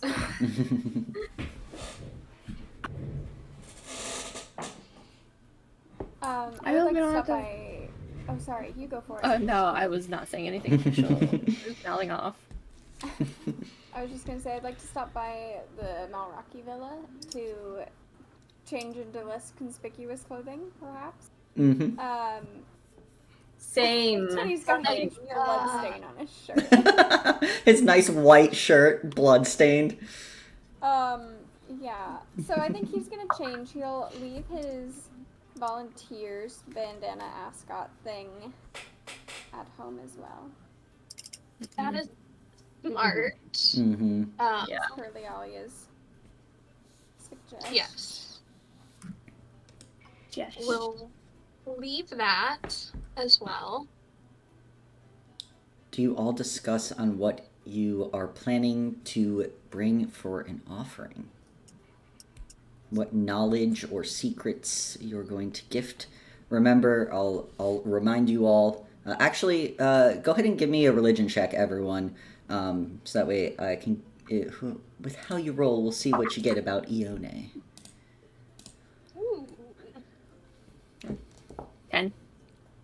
This is not a group. 18. 18 for Teddy. 14. 14 13. for Xanthi, and 13. All right. Teddy, I would say, probably has the most knowledge. All those rolls were decent. You all kind of are refreshed about Ione, who's the goddess of night and knowledge. You see that she's also analogous with the moon, hence why some things might fall around that particular celestial event of the full moon and the new moon. Teddy, you kind of think back on your your rich boy schooling, because that's why you rolled so well, and you know that her domains for kind of clerics often fall into twilight, knowledge, and trickery, and it's kind of that third one that comes into play about why her kind of followers would be basically housing like an illegal market in their temple, which probably gives it protection from the Mara Society being able to do anything about what's going on in there. And Religious freedom. Yeah, religious freedom, the separation of church and state. But you think that whatever this is going to be, like whatever thing you're going to need to gift, probably is less a personal secret or like personal knowledge. It needs to be something that would like benefit anyone to have access, like freedom of information kind of vibes, access to information. So however that helps determine, you can't just be like, when I was 7 I did this. Okay, well, everything I tell them would be a secret because they don't know me yet. Yeah, exactly. Yeah. So That also helps the question I just asked you, so thank you so much. yep. What So secrets do I/we know? secrets, but also information, knowledge. Could be books, could be something you write that is in your brain that you learned.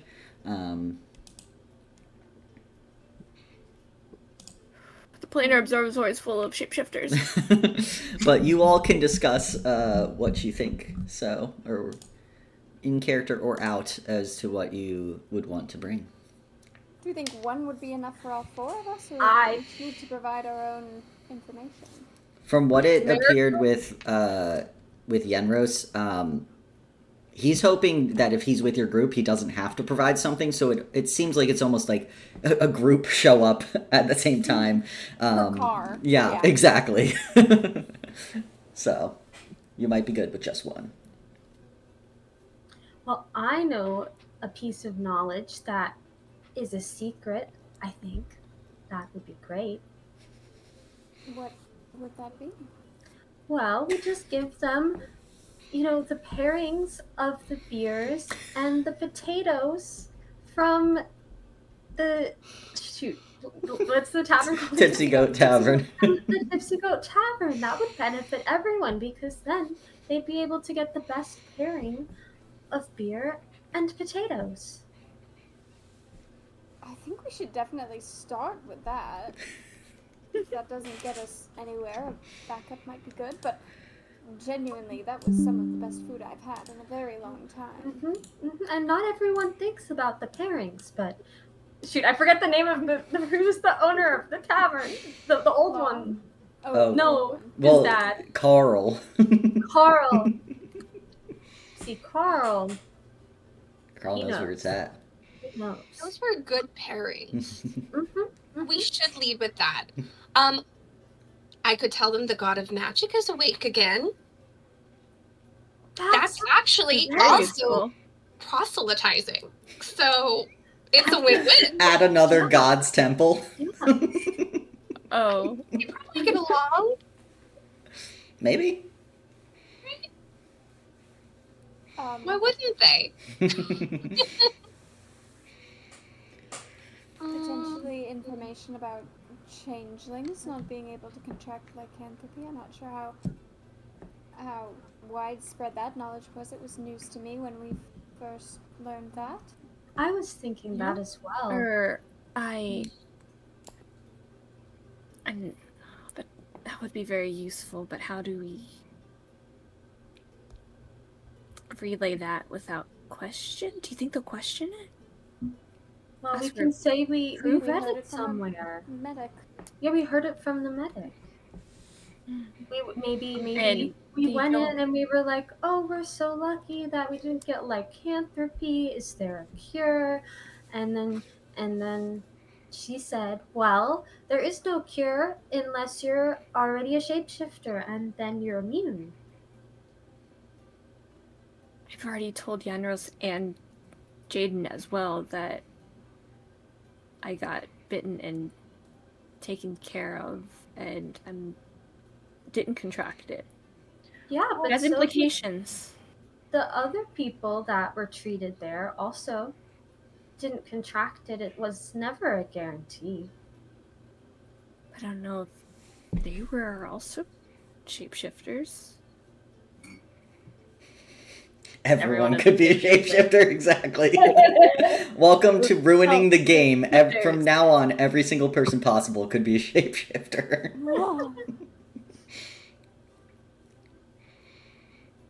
Good thing you have a What handy dandy But if you mirror. don't think... I know. We could also tell them that the Forsaken has, returned. Yeah, I the think Forsaken I'd rather keep that under wraps until we really know what that means. Yeah. That's I'm- fair. Yeah, I am okay with the... I mean, it does sound like a bad thing, though. Just advocating. It does sound like a bad thing. So, maybe, some nice religious folk, knowing about it might not be bad. But I can also see your point, since we don't know what it means. Knock, knock. The Forsaken's reign has returned. Can I come in? And then you just get Ice in the background being like, no shit! That's their passcode for, danger. It's like, something has happened. Something has happened. It also would seem threatening if we're trying to, be let in and we're like, ooh, ominous. Let us in or else. So maybe something happier. A happier secret, that seems. Well, I think the first two things we suggested, one of them should work. And if you really don't think that there's anything that'll come up, then I'm okay with the immunity thing. I think that's smart explanation that you gave. Technically true. Did we want to talk to the artificer before we go? Oh, the one here? Yeah, well, Yeah. while we're here.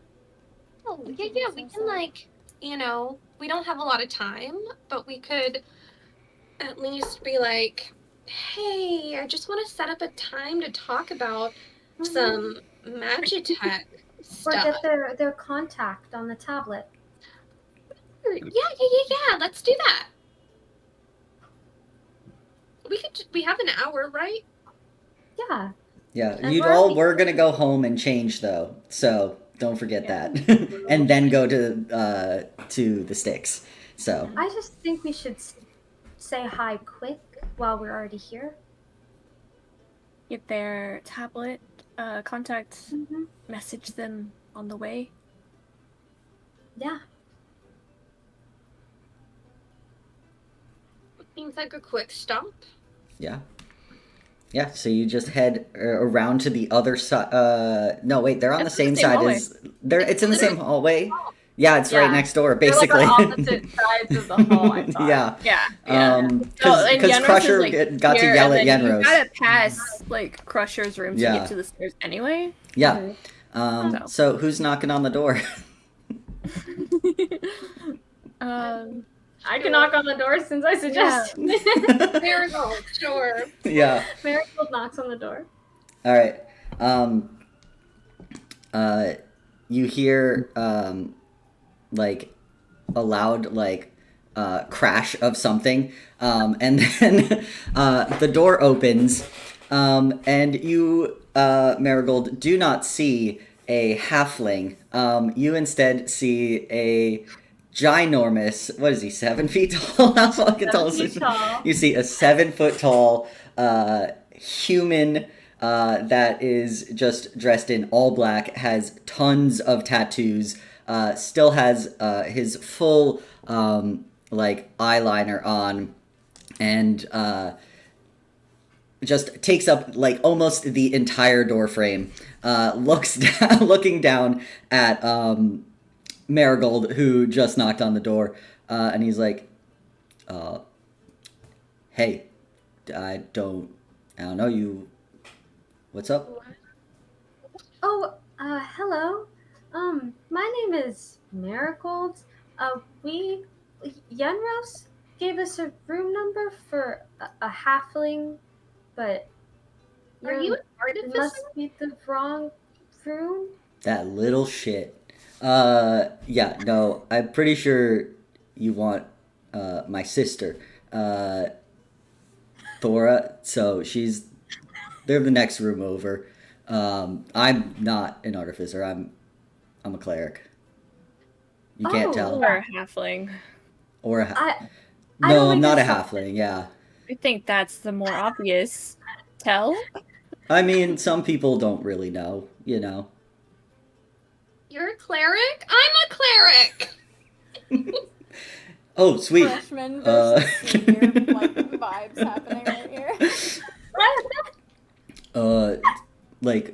Who you worship? Oh, I worship the god of magic. They're not fully reclaimed yet, but we're getting there. Who do you worship? Oh, hey, that's pretty metal. No, I worship the god of death. He's like, look at me. Cool. She literally just unprompted reaches for a high five. He's like, oh hell yeah, it's a fucking strong high five. Yeah. That's really cool. I mean, what are the chances that we knock on a door and it's the wrong door and it's a cleric? Well, if you got the door from Yenros, probably pretty high. I would think. So. Yeah. Are you friends? Is that why he gave us your room number? Maybe. I don't know if we're friends. I kind of yell his name loudly in the hallway a lot. So if that's what friends do. Sounds good to me.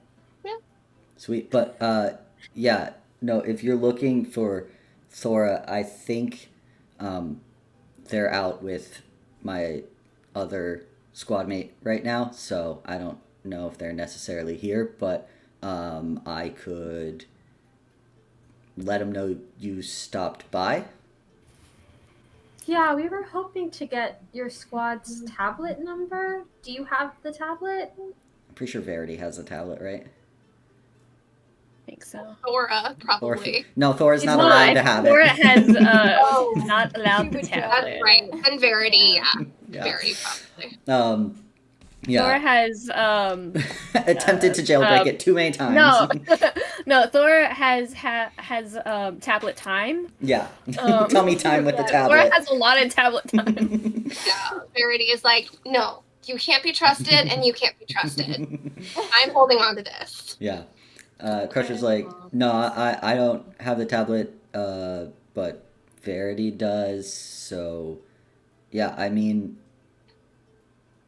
they're probably going to be around tomorrow.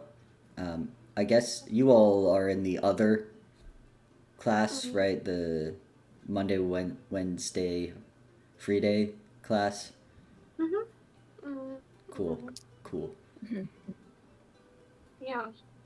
Well, What was your name? I'm so sorry. We got the names of your other squad mates, but Oh, sorry. Yeah, no. Crusher. Crusher, Teddy, very nice to meet you. Teddy, Oh, sweet. yeah, we're so rude. I'm Xanthi. Xanthi, awesome. And Cleric, Hayes, yeah, hello. Hayes. I'm Marigold. Marigold, awesome. All right, cool. Yeah, no, I'll tell my sisters, let them know, and see you around, I guess. So Yeah. We'll exchange tablet things. And we can talk about religion sometime. oh, for sure, that'd be awesome. I'm talking to every cleric that I can possibly meet, because I think it'll be really helpful for helping my god. So Sounds good to me. Maybe we could like work out and talk about it. okay, kind of like I do yoga.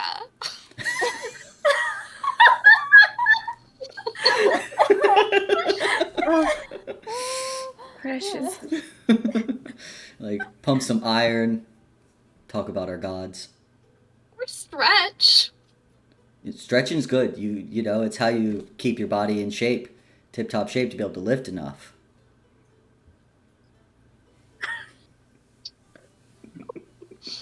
We can work it out. We can work it out. Yeah. Sweet. All right. Well, it was nice meeting you all. I'm actually probably gonna head to the gym, so Are you all leaving? I could walk out with you. Yes. Sure. Sweet. Let me just put my my war bunny away. He goes. fun. Yeah, you see the door slightly open. You see a all black fluffy bunny that you could see was currently like chewing on something, and you now realize that Crusher wasn't the one who knocked something over. It was definitely Reaper who knocked something over and caused that big clatter when you all had knocked on the door. I thought that was just Crusher moving. Just Crusher walking, rips the door off its hinges as he opens it. He's like, fuck, that's the third time this week. I just like imagine Marigold and Xanthi with like identical expressions as they're like leaning to try and like peer in through the crack in the door. He's like, oh, do you wanna say hi? Yes. Please. Absolutely getting sidetracked. Everyone's like, we don't care now. Yenros can wait. You're the one that mentioned the bunny. Yeah. Yeah. Look, Crusher would mention the bunny, alright? Oh yeah. She would. Yeah. Oh my gosh. But yeah, you all are able to pet Reaper and big fluffy bunny and walk out of the schoolhouse. Well, head out of the schoolhouse. Crusher heads to the gym. Got to get that workout in, even after a full day of doing training. Gotta go lift some weights. It's not the get same. those gains in. It's not the same. Just doing combat training. 100% Target asking different muscles. Exactly. Yeah. like just want to be asking questions about like the war bunny status, like what makes it a war bunny, how is it different from other bunnies, is this like an earned title, is it special in some way? Yeah. No. Special breed of bunny called war bunnies. But yeah, you all have met Crusher, but unfortunately did not get Thora's number. But you know another person in the schoolhouse, and you know where his room is. So yeah. And we'll say as you were walking and talking as you headed home to go get changed. What's everyone kind of changing into, or are you just putting on not torn and bloody clothes? Because I know Teddy said he's changing into something a little less suspicious and removing his handkerchief. Nope. Bandana. That thing. That's a good idea. I think we should all put on something a little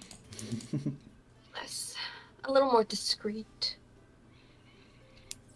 I think Teddy usually keeps his hair kind of like in a low ponytail. I think he'll just kind of have it down, just to shake up the usual look and maybe look a little more like a ruffian. You know? Teddy's like making his hair rugged. It's like, who has the hairspray? I need to fix my hair. Gotta tease, yeah. And he usually will wear like a light top when he is out and about, so I think he'll look for something that's not like as crispy. He's like looking through his closet. It's only fucking white dress shirts, and he's like, "Oh, that one's like dark gray." He probably has like a dark, like a green one. There's an easy fix for this problem. Yeah, Marigold can dye a whole anything you all need dyeing those shirts. Tried tie-dye. Oh my god, Marigold! I don't think so, but I think we should have a tie-dye night. Tie-dye night. Yeah. That's what he'll do. Yeah, dark green shirt, hair down. Probably keep the same pants unless they're yucky from exploding guys. You got prestidigitation. Yeah, it's okay. What's everyone else putting on?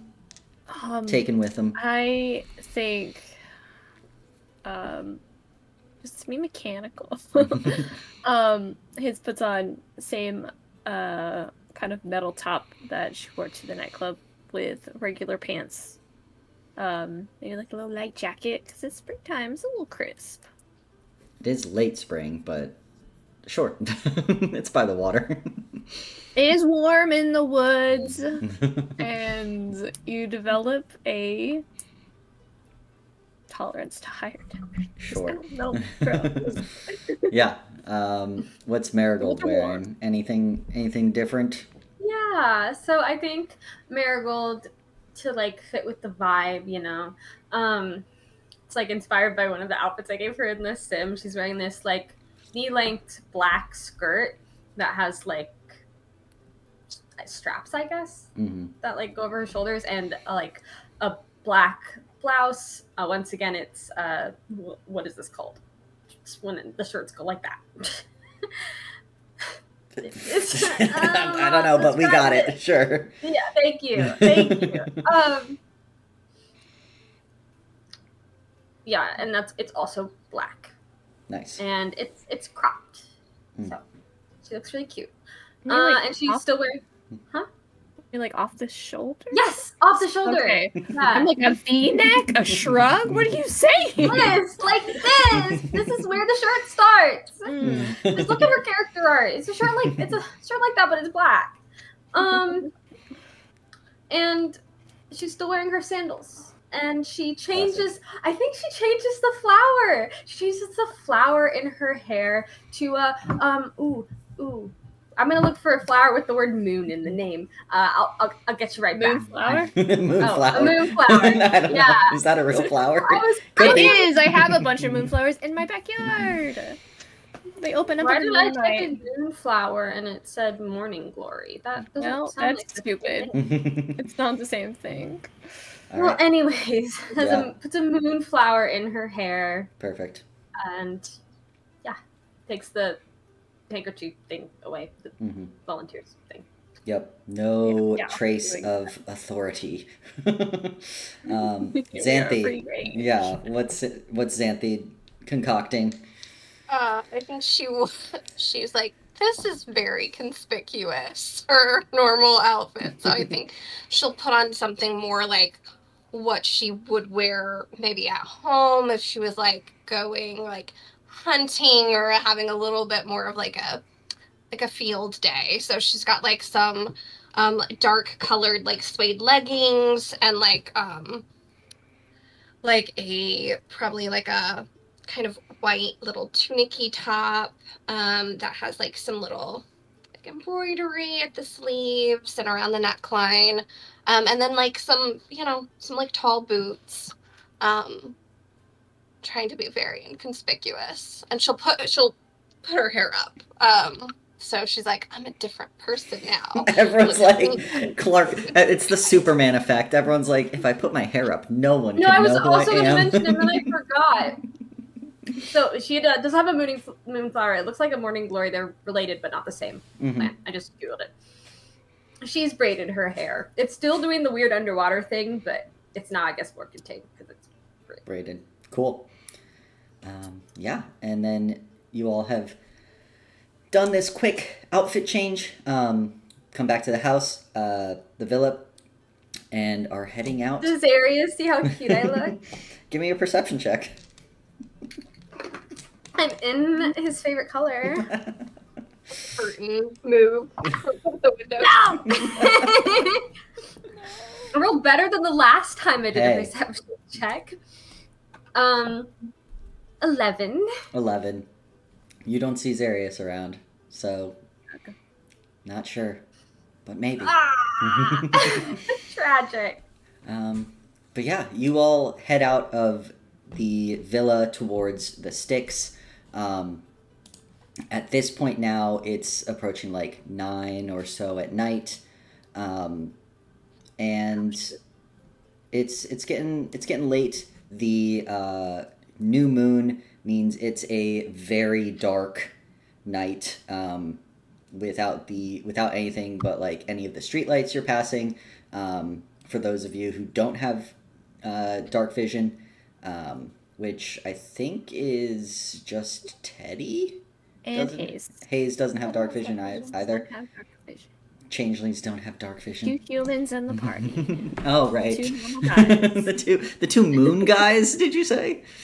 The 2 normal I do have guys. dark vision. Oh, Pretty okay. normal guys. Normal human guys. 2 normal Oh my human God. guys. Okay, well, so then Hayes the doesn't one have is dark 30. vision.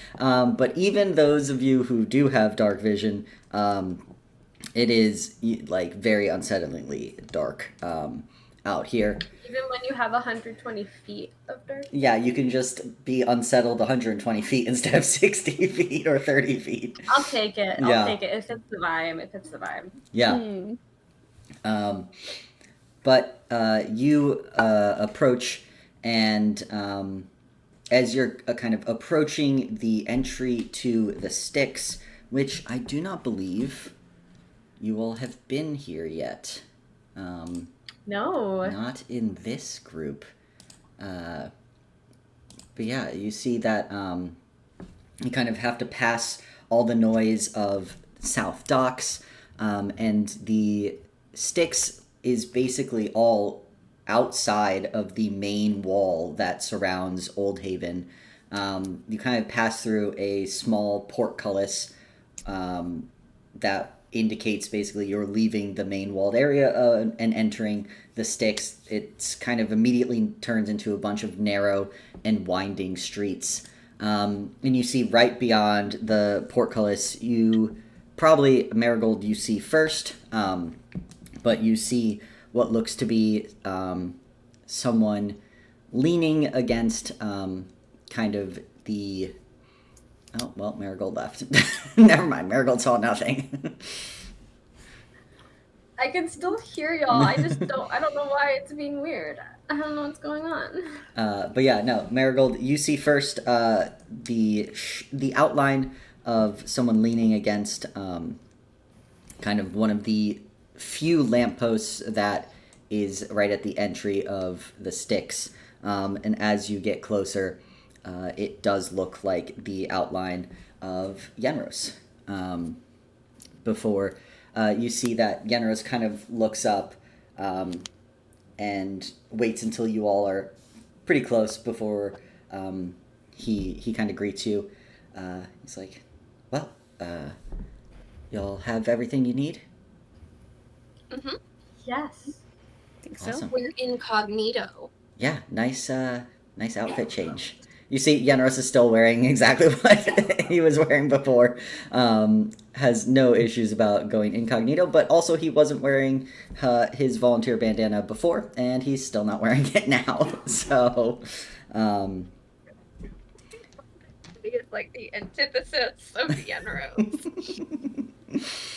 just a little bit. He's just a little rapscallion. Yeah, you see, Yenros is like, all right, well, shall we? And as you all turn, you see that Yenros actually has kind of peeking out from like a holster on his back. It looks to be 2 short swords that are his weapon of choice as they continue through the sticks, leading you through a few of these kind of turns and alleys, leading you like further and further into the sticks, and finally kind of like turn and start down what looks to be kind of this dead end alleyway in the sticks. As you're following Yenros, it suddenly occurs to you just how perfect a spot this would be for an ambush, and how terrible it would be for someone being pursued, trying to escape, to run into this dead end of an alley. And kind of right at that moment, as it crosses your mind, you hear Yenros, who's kind of ahead leading you all, go like, here, I think this is it. And you see that kind of against one of the like walls at the end of this alley, there's a pale, a pale white statue of Ione crouched with one hand outstretched. You see the upturned horns that are encircling her head like a crown, and a crescent moon that is kind of upturned, etched into her forehead. And you see that Yenros kind of looks back at you all as like, do you have whatever you're gonna give as a offering? Yes. Marigold gets out a piece of paper and writes down her Tipsy Goat Tavern beer and potato pairings. All right. And then gives it to I want this to work You so don't think bad. like they're going to be insulted, right? Well, but why would that be insulting? It's a benefit to everyone. Hmm? All right. Judgy. As you you put this this piece of paper down, I will tell you that the DC persuasion check you need to meet for giving pairings of potatoes is going to be a 22. So Alrighty, let's Light work, go. light work. Let's go. What Let's do you go. have to roll to get that? Okay. Doesn't matter. Dictate has That we can do to help. My hang on. persuasion, she's a sorcerer. No. Is that not 1? No, I got a 4. Oh. That's But you have like a plus 18, right? No, I don't. No one has a plus 18. That's We so don't- sad. Why we did I don't- roll a natural like 20 it. on Why did you use your savvy point earlier? yeah, Flirting. it would have really worked here to get that 4 to a 22. Just as long as we're not struck by lightning or something. Yeah. You place the piece of paper in the outstretched hand and kind of wait for a second. And wait. Well, I suppose And wait. statues and gods don't really frequent taverns. Well, maybe someone already gave them this secret. Jaden, how could you? Got something wrong? Probably. I'm sure those are the right pairings. Oh, of course. Okay. Marigold would not get that wrong. It's too important. So true. You see that Yenros is like, Well, not What? to Ione, apparently. Okay. you put Fine. pairings of to. Beer and potatoes at the Tipsy Goat Tavern. Oh, is it If any you good? would like, I can, yeah. It's Yeah. very good. Oh, you can have my tasting notes and you can Oh. try it yourself. Sure. You see, Yenros takes the tasting notes. He's like, yeah, I'll have to try it. Pockets it. Someone got something from that. Not you all though. Well, but then we Yenros have- is like, okay, but that wasn't the only thing, right? That you all Oh. brought. Of course. No, No. that was just one of the things. Okay. Trying something lighter. Fine. What was it? What? Okay. Next down the line, something that we're not necessarily, I'm not We don't even have to hiding. share it with Yenros. Yeah. Are you saying that in front of Yenros? Is that Meg No, or is that that's me. That Teddy? was me, sorry. Teddy's like, you don't have to share with this You don't have to fucker. tell this guy anything. God. Oh, yeah, you Oh. don't have to say anything. don't You could say just it, write it. Yeah. Teddy Um, really doesn't like Yenros. I don't. I think he's a creep, and I think he should leave Xanthi alone. And if he does anything, I'll beat him up. Hell yeah. Crush your energy. Mm-hmm. Very good. Xanthi will pull out a piece of paper and be like, okay, plan B. Mm-hmm. And she'll be like, okay, she'll put part of the quote that she found in her research that said, the first to fall and slumber still, how can we wield magic without a divine source? She'll just put that part of it, and then she'll put, like, underneath it, like, the god of magic is awake. And then she'll put that there. She'll be like, okay, that's a message I'm trying to get out anyway. Yeah. It's a secret I want to share. So All right. it is a secret, if maybe not true to the spirit of their request. But hey, that's also trickery. So Yeah, maybe Ernie will appreciate. True. All right. Yeah. I'd say that one a DC 14. That is already been. You did some heavy research for that one, and it is a newfound kind of newer information to the world. okay, well, let's wait. Persuasion. Didn't make it. It's only a 12. 12. No savvy points. Oh, I don't know. I feel like I haven't been tracking those. They're It's like a tracked- communal doc. Yeah. Hold It's on. possible you have Victoria. one, but it's also possible you use them all. Where is the BPG? Let me just look. Do you want spoilers on if you have some or not?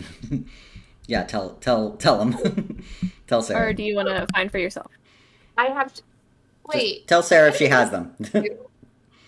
Yeah, you have 2 savvy points and 1 inspiration. Okay. Which does what again? Savvy point, you roll a d6 and add it to your total.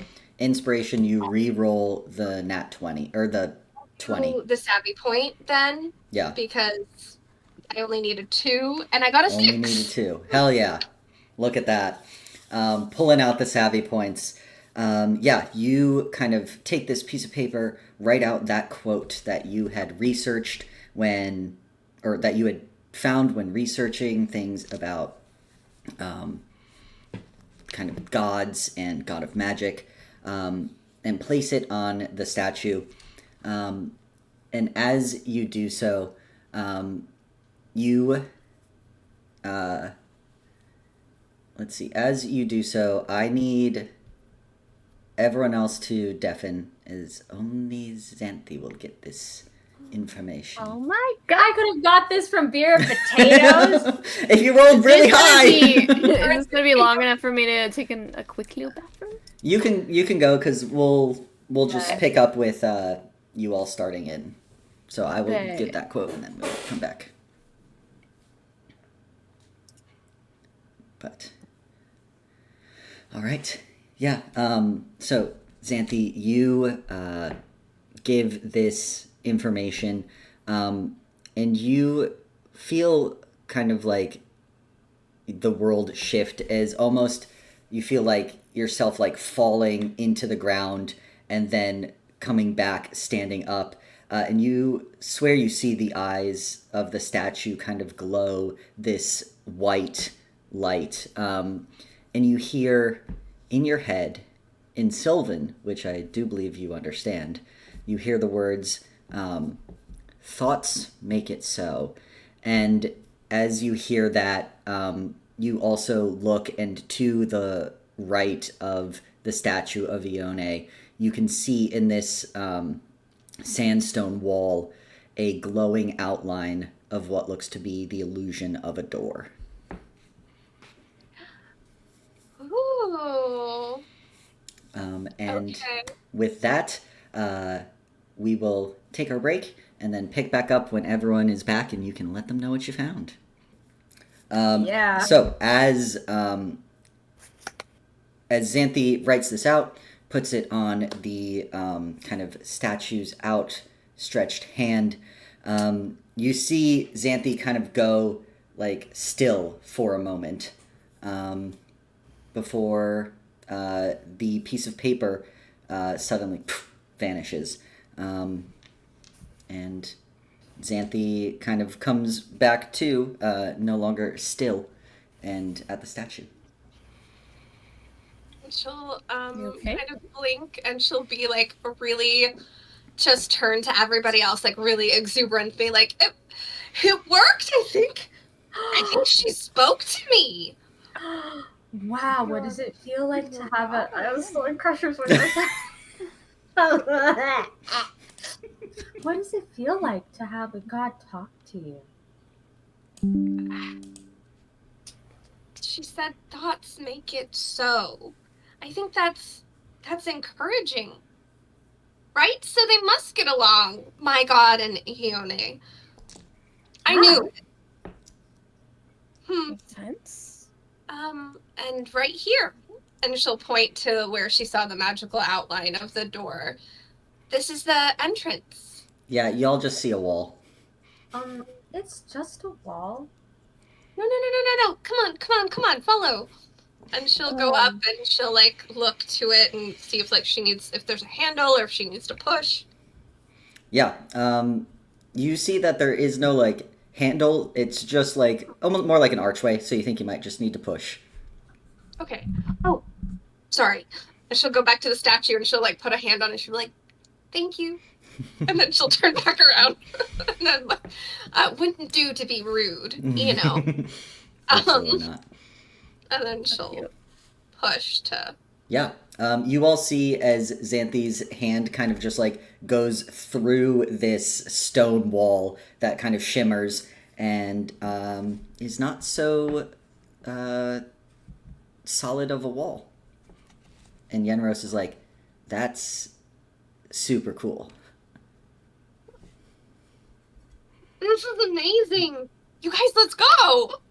Yeah. Like, you like, all hurry on. you all like through the wall, making sure that whatever this offering is, it's enough for all of you. You're like, go, hand on shoulder, get through the door. Holy hands. Yeah, yeah. But you all push through, entering this wall. It is a little bit of disconcerting because you just look like you're gonna smack straight into a wall until you're not, and you're through the wall. And you see what is kind of just like a hallway that leads out. You can see a courtyard beyond it. And this courtyard, as you kind of move forward, there's the kind of soft glow of lights. And as you enter kind of the main expanse of the courtyard, you see it's open to the evening sky. There's kind of this soft glow of blue kind of globes of light that float in the air, while other lights are strung from arch to arch as kind of there's the supporting archways around this courtyard. And you see in the center of this area, there's several individuals who lounge, kind of maybe reading or praying on rugs near a statue of Ione, seemingly unaware to the noise and chaos going around them, because the outskirts of this area, the alcoves of this courtyard, are busy. You see there are tons of tables set up with people selling all manner of things, from potions and magic items, books, just a whole plethora, a whole like flea market setup almost of just like rugs with stuff out on it, kind of tables set up with stuff on it. Some people have like a few things set up on a low wall. There's just a ton of things going on in this busy courtyard. Oh my gosh. This is so cool. Okay. Where do we start? You see that Yenros kind of turns to you all as like, I'm going to go window shopping. So I'll catch you all later. Don't leave without me. Insight check. Yeah, go ahead. What do you mean by window shopping? I also want to insight window shopping. Yeah, for sure. Can I insight check Xanthi? Sure. You can insight check Xanthi. I want to see, because we knew the vibes from Society's Provisions. I want to see the vibes here. Ooh, That's nice. fair. All right, the two. I got an 18. No, not 18. Sorry, 16 insight. 16 insight. I got an 18. Oh, wow. Yeah, Yenros has sticky fingers, and he is probably going to steal something. Yeah. But he's not trying to drag you along with it. He's just going to go do his own thing. Yeah. Whatever. I think Xanthi is going to immediately like close her eyes and try and like get like a vibe check of this place and just see like what her god thinks about this. So you're doing more of actually like god vibe check, not place vibe check, because that will change the roll. Yes. Okay. I think yes. She wants to know, like, she knows obviously there was a visceral reaction in Society's Provisions, and so she is going to be kind of silently communicating and just being like trying to see if there's a sense of reaction to this place. Sure. Yeah, that will be a religion check, please, and thank you. And Teddy, what did you get inciting Xanthi? 22. Holy shit. Well, just you'll know what I say when you'll get what I say when I tell Xanthi things. 16 plus 4 for a dirty 20. Dirty 20. Every religion check so far. Every time. This campaign. God Yeah. of magic wants to be found. There it is. Quote of the night. But yeah, as you kind of close your eyes in this space, you feel what's almost kind of like a lifting of a veil, and you can feel the like clearer connection to the night sky, and then you get a very warm and kind of fuzzy feeling, almost like this purring, as you feel kind of another force kind of settle in, almost as if Ione had stepped aside to let this connection happen, and so it is a very positive. Very positive. Definitely not the I'm a fuck shit up that was in Society's Provisions. And I would say, Teddy, that definitely carries over. You can see, like, Xanthi is visibly, like... Well, Xanthi was already very excited to be here, but, like, there's a, like, acceptance or like, serenity. I don't really know the exact right word. Maybe Xanthi can give the exact word of how this is making her feel, but... you would see that.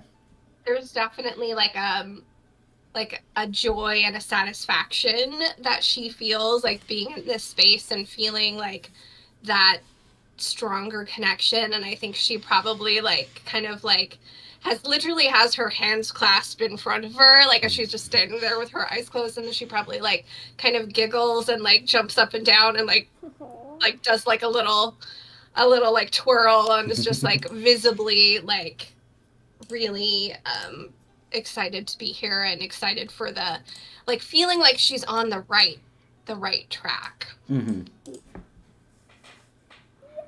Yeah. So there's a lot of things you can find. You could do a perception check. You could tell me what you're all looking for. I do have a pretty decent idea of probably a few of the things, but you could tell me where you want to start. If you all want to split up and go different places, stay together. Yenros, at this point, you turn and he's no longer there. You did not hear him you did not hear him leave, and also you do not see him anywhere. Vanished in the night. Yeah. That's just him. He's just gonna He's do just gonna his thing. be off. Wow, off on his really own. boys will be boys? No, mean- half elves will be half elves. Oh wow, now it's a racial Stinkers will be thing. stinkers. I'll just like glance at the people who are praying around. Did you say there was like a statue, or they're just? Yeah, it's like in the center of the courtyard, kind of like a few steps down, and like an area where they've laid out a lot of rugs. There's some people that are praying. You think they seem to be sitting in silence. That seems like a praying kind of thing, if you would say so. And then some of them are like reading. It's a very calm, serene, doing their own thing in the center, and then a lot of the chaos of like people doing shopping. You can hear like bartering going on, like deals being made out to the side. So just like really quickly, if she got a sense that like, well, I think she probably would have got like, she knows that this is like another god's domain, and that clearly there was some sort of allowance for, so she'll just like try like tiptoe, like not to disturb the people who are praying, but she just wants to like, be respectful, and she'll like use prestidigitation to conjure like a little flower and like put it at the base of the statue, and just kind of silently thank Ione for kind of her blessing, and then she'll like scurry back to like skip back to the others and be like, okay, like now we're ready. Yeah. So should we look at some stalls? This place, does it look pretty big? Like, you see that it is a pretty good size. It seems most of the activity is like centered around the outside in like some of the under of the overhang of like the rest of the buildings. It's very courtyard. But yeah, you'd say some people have more things than others. It's kind of like almost like a flea market vibe. Like you could set up and be like, here are my 3 things. And they're like, cool, great. Or some people that you can tell like this is kind of their whole thing. They have like a whole booth set up. So yeah, there's definitely not just like a couple, but there definitely are some that are more official, or maybe the bigger fish, so to speak. Should we just like start making a loop? Yeah, I just want to see everything. This place is really cool. I don't have a ton of money right now, so I don't even know if I'll be able to buy anything, but Well, how much do you have? Well, you said you had like 2 platinum? That was before I went researching. No. Oh, yeah, you spent a lot like researching. the other day, Monday, whenever we were hanging out, you said you had like 2 platinum. 1 platinum is like 10 gold. Yeah. So I have like 25 gold. You did, yeah. You did spend like 500 gold researching, didn't you? Yeah. You spent, and you rolled like a nat 20, I'm pretty sure too. So. So it was a waste, but it's okay. I spent the max that you could spend researching, because she was determined. She was gonna find. And hey, it worked because it also got you in here, so it's That's paying true. dividends. That's true. That's true. So, but at least I could like window shop. Yeah. Window shop. Something you like, Xanthi. I know that it is only a couple of days a month that it's open, and I would be happy to loan you some funds if you would like. Well, really? Of course. Oh, she like will like a running hug, Aw, and yeah, like, she'll give her a hug. that's so nice, Teddy. Of course. Well- I mean, I'm sure any magic items that are picked up here will be used to help all of us at some point in time, so I don't Well- see why being frugal with my Well- own funds if I have no need for them. Well, obviously I need for some, but yeah, you know what I'm saying. Such a rich boy statement. I would pay you back, regardless. So, but We can thank you. discuss that. Cool. I don't know if I'll let you, baby. All right. Well, then, you all have a few places, but why don't you roll a d4 and we'll just see what catches your eye first. Wow. Everybody, or Xanthi, or Whoever wants to be leading the group to a direction. Yeah, there we go. Immediately, no one rolls the dice. Immediately, everyone's like, I don't want to. I already rolled. What did you get? I got a 1. Okay. Also, Hayes is keeping an eye out for anything that Xanthi seems interested in but doesn't buy. I was gonna say the same for Marigold, because Wow. at first when she was like, "How much money do you have?" she was gonna do the same thing Teddy did and was like, "Wait, birthday present." Yeah, Exactly. there you go. Same brain. That's why we're waiting. Yep. So, like, you know, we'll you look guys are out. so clever. All right, well then I'll just give you the rundown of some of the big things, and then you all can decide. Obviously, you kind of do a lap, let's say, and then you look at all the major ones. You see some people that have things a bit Just more, like there. yeah, a bit more like trinkety, a bit more like the things that you had seen kind of in Now and Later, smaller Magitech items, or maybe even not fully magic items. But some of the big things you see one that is definitely a like Magitech shop. You see kind of this orc that's sitting behind it, the stall, and this is one of the kind of bigger, you could say, shops. Lots of different gizmos, gadgets, devices. You're all like, I don't know what that is. I don't know what half of those things are. But there's that shop. You see another one, kind of this darker skinned half elf, has a large blanket or a large like rug set out. Lots of crates of what look to be magic items, a few scrolls, definitely probably the magic items shop. You continue and you see a really interesting kind of site in the back corner. The lights, a few of the globes of lights are bright white, like very sterile, almost medical. And you see just a single book that's sitting in front of this place, and a heavily tattooed human woman kind of sitting in front of it. Not sure what the deal is with that.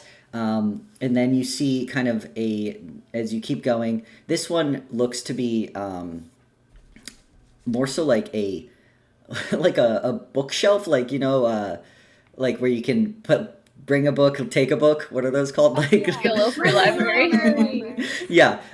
You see that it's kind of just like one of those. And there looks to be someone right now browsing it, but there's a lot of random books, a few scrolls on this shelf.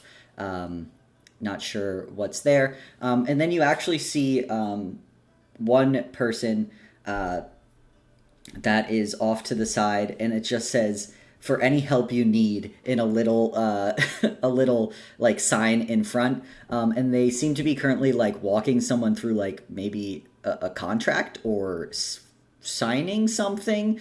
Not sure what that's all about, but those are some of the major players, so to speak, of the Dusk Market. I'm very intrigued by this single book. Yeah. I want to know Yeah, what me that's all too. about. Me Look. too. To ask this lady what this book is. Yeah. Tate, are you extremely interested in the hot, massive tattooed woman? Yes. No, I'm just interested in the book. Yeah, just Like, just You the named book. my Actually, two actually, favorite nothing things. else. It's the medical lights that, you know, this sterile Yes. environment, you know. Exactly. For sure. Just like Marigold loves a good sterile environment. Yeah, her and her ink love a good sterile environment. But yeah, we could say you head over to this huge tattooed woman. You see she's kind of just wearing a black tank top, all these black and gray lined tattoos that are all over her arms and up her neck. And you see she is just sitting. There's that single book, and there's like this sheet that's covering like a back, like maybe a back area. And yeah, as you all approach, she kind of leans forward, rippling muscles, and is like, welcome. Can I interest you all in anything? And kind of just points towards the book. Yes, what is the book? Oh, well, it's everything I offer. You need a new arm, you need some tattoos, new eyes. From a book? Well, no, Is it behind the curtain? well, most She's people... You see that she's like, well, most people don't really want to see someone getting a new arm in the middle of a market. Oh. The book just is the things I can do. You're welcome to take a look. Yeah. Oh, Want to look in the book. yeah, you see as you go, she's like, my name's Koryn, by the way. Billy. Thank you. I'm Xanthi, and I'm so excited to be here. Love that. She's like, well, awesome. Y'all do kind of look like you're new to the Dusk Market. I saw you do a lap already. There's a lot to see. Yeah. In looking through this book, she mentioned tattoos, and that has piqued my interest. Can I Yeah. look Yeah. for a certain symbol that mayhaps I have seen before? Yeah, go ahead and give me a perception or investigation check. Okay, I think my I think my perception is better. Let me take a little peek. Investigation is a 0 and perception is a 4, so it will be percepi. Oh my gosh, I really want to roll well. I've rolled pretty well all night, so keep it up, keep it up, keep it up. Knock, knock.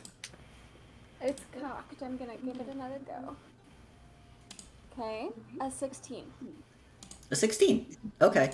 Yeah, so hold on. My notes are leaving the premises.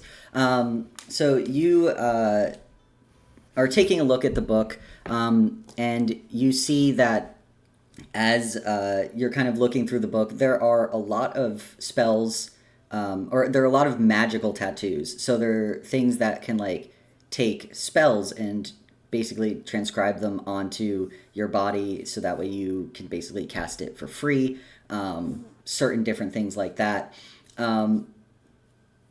But you're kind of not seeing any of the specific tattoo you're looking for until you kind of like go to look up from the book and you realize she had on these like medical gloves, essentially, like, you know, take those off. And now you can see she does have not exactly the same as what you had seen, but in black, like lines on her hand that are reminiscent, but not exactly of the tattoo that you'd seen in your dream. It was Corrigan? Corrigan? Koryn, yes. Corrigan. If you don't mind me asking, that tattoo on your hand with the lines, I've seen something similar before, but I'm not quite sure I know what it signifies. Oh. You see, she's covered in way more interesting tattoos, and like someone being like, the lines on your hand, cool. This little... Yeah. Tell me about the dots and like the line. And you see she's like, oh, you've seen them before. What'd they look like? I can show you. Let's see. Oh, I would need like a creature to chill touch, and I don't want to kill someone. You could chill touch me. Technically, someone in your group saw it, right? Didn't someone who has minor image see it or something? Or was that just you that saw it? I think it was. I definitely Yeah. didn't see. I was far away. Yeah. I think he was on damn. like the other side of it, right? Yeah. Yeah, it was You're just gonna have to. I do have describe minor it. illusion, so if you ask Marigold, she can do her best to like make it look the same. It's a cantrip, so we can make changes. Okay, question. With it being the Dusk Market and there's kind of like overhang, could he find just like, are there any like little mushroom mildewy spots that I can just kind of like sacrifice a mushroom to chill touch it? Yeah, you see that like off to the side, away from her sterile environment, there is a little bit of like lichen growing. There's some, and there's like general plants. It's not like a completely, devoid of life area. So. Yeah. I think he'll like kneel down and he's just gonna say, "I'm sorry," before he like does his like chill touch, and this like hand comes out with the like circles and lines on the finger. And kind of like grabs and like crushes the lichen, and he's just like this. Interesting. Well, I guess we can get there. Yeah. So these are, well, mine specifically help with sleight of hand.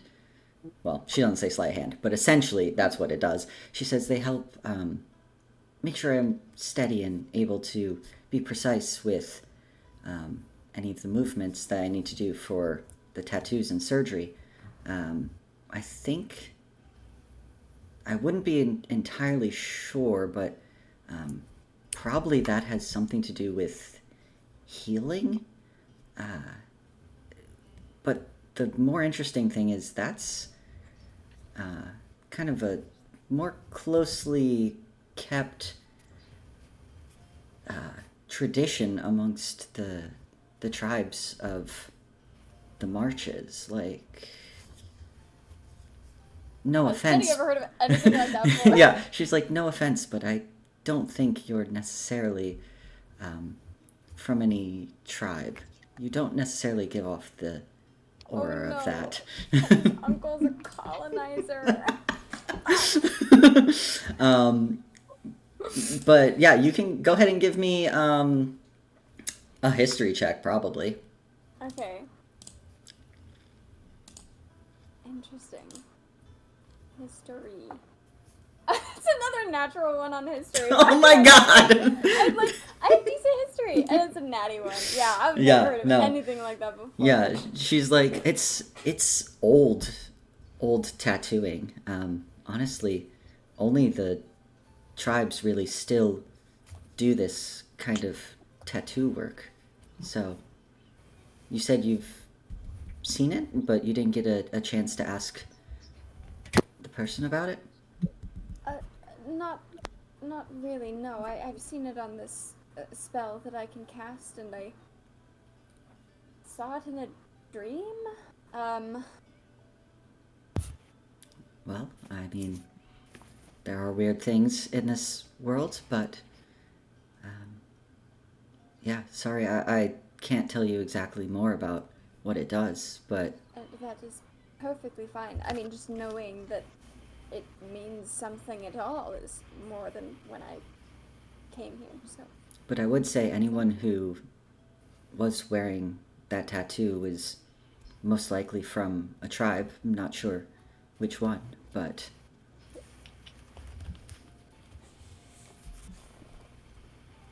It was the tribe of marches? Tribes of marches? The tribe of the marches, which is... Well, you rolled that one on your history check. Yeah. So, maybe you'll find some books here that explain what the marches are. Did Xanthi's dad ever read her to sleep about the history of tribes and marches? Well, thank you very much. Of course. Are you interested in any of the other items offered? What's kind of like the price range we're looking at in this book? Yeah. Yeah, so looking at the items here, you see that for what would be a common tattoo, which certain spells would be, it would require a hand, so very similar to basically what would be that symbol there. or a quarter of a limb. Hand, foot, or quarter of a limb, 150 gold. Something that's uncommon, which takes half of a limb or your scalp, is 500 to 1,000 gold, depending on the tattoo type. And something that is like considered rare, which could mean a spell of that or an equivalent ability, 1,500 to 4,000 gold, and it takes an entire arm. So if all of her tattoos are magical, she is a walking money, just nothing but money. But you're not entirely sure. You don't see any like of the ones on her that are in the book. Like she's not wearing her own flash. But yeah, that is what you see there. So, and if you all, I know that's pretty expensive, but if you were to want to consider it, I could like send in more detail out of the chat, like some of the options that you would have. Yes, please. Yeah, So- I'm curious. I have money. about the common ones. Yeah. Spell rot tattoos that are happening. Kind of. It's going to be a little bit of homebrew, a little bit of those. Just I'm because, gonna yeah. get another snake bitten tattoo. Yeah, same exact one. Oh my god. Sadly, Tattoo. that entire PDF is like locked now, and I tried to go retrieve it, and it's gone. So it's been taken off the internet. So unfortunately, cannot get the same ones that I shared with you all last time. So it's going to be a little different, but that's okay. I think it'll fit with the world. But yeah, and then you also see, you keep flipping the book, you see a bunch of prosthetics. So new hands, new arms, much more expensive as they are Magitech, and eyes, like then things that you could fit into the prosthetics of like blades, all different stuff. Seems she does a wide range of body modding, so to speak. Oh, I can't believe that my brother's best friend is a cleric of Ione and never got taken here. Maybe he didn't want to. How do you know? I know. I'm like, maybe he didn't want a new arm. All natural. Organic. It's a reminder. Yeah, exactly. If Haru can't be here, I don't need an arm. Ugh. Half of me's already missing. Oh my god. It's like a quarter maybe. Got this. Yeah. Okay. I'm just kidding. I thank you. I think I'm just looking for today, but very, very wonderful and beautiful work that you do here. Thank you. Yeah. Well, come see me next time if you all are around when the Dusk Market's here next month. Oh, we'll be back for sure. Marigold's gonna say, do you know someone named Crusher? All right. Let's see. Crusher. Oh yeah, he's like. She only goes like a little bit taller than her. 'Cause she's like 6'5". She's like, oh yeah, yeah. I've done some of his work. He's got a lot, not all of it from me, but some of it. Well, we met him today, and well, I'm not sure which of his tattoos were your work, but they all looked very nice. Oh, thank you. Yeah, it's not every day you get a canvas that's just that big, honestly. So Yeah, it's pretty great. Lots to work with. Yeah. A Well, I very think large we'll man. definitely be back. Awesome. Well, have a good time making your rounds again. And well, if you ever do get a chance to talk to whoever you saw that tattoo on, I'd love to know the meaning. It's always interesting. Us nomads are pretty spread out, and while we have some similarities, not all of them. Not all of us have, the same background and everything. If you don't mind me asking, who was it that did yours? Oh, the elder of my tribe. We're a bit further south usually. But but A connection has been made. possibly. She doesn't seem to have much wateryness around her. And that one already had a name anyway. She's like, but the elder of my tribe. But sometimes you need to move on. Move to the city, so to speak. Thank you again. I will certainly be back if I learn any more. Yeah. And Well- also probably in general. Well, great. Have a good time searching. If you or anyone you know needs, an identify spell, I will definitely be happy to oblige as a cleric of the god of magic. Oh. Okay. That's not usually my area. I don't really interact with too many magical items, but if I do, sure. Yeah, you can pass it on. All right. But yeah, you leave Koryn, which I can't wait to see how y'all are spelling the name.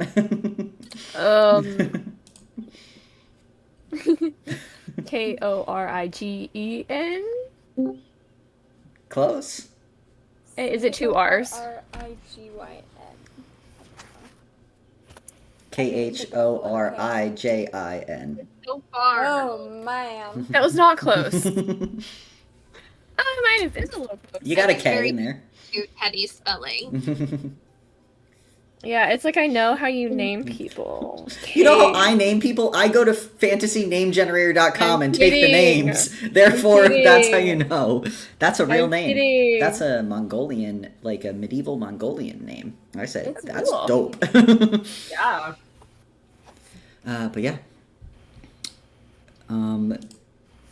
So you all you leave Koryn with some information for Teddy about perhaps what that tattoo means or who it was on. And where to next? You got the magic tech or the magic items? Which one are you saving for last and which one are you going to next? Or the bookshelf? The community bookshelf. Could do a little stop there. People don't have to come if they don't want to, but Hayes, actually, let's go talk to the person that's like, ask me anything. Yeah, Marigold's curious about that too. Sure. If Hayes goes now, Marigold will go with them to check it out. I will also go with them. Sure. Okay, but Everyone goes. Everyone goes. Yeah. It is curious. You walk up and you see that it is what looks to be now as you're closer, there is this kind of tiefling that is because I don't think I said the race before, but if I did, they're now a tiefling. Don't know how that happened. That's crazy. But this tiefling is sitting behind, helping someone. And as you get closer, the person that they were assisting kind of walks off.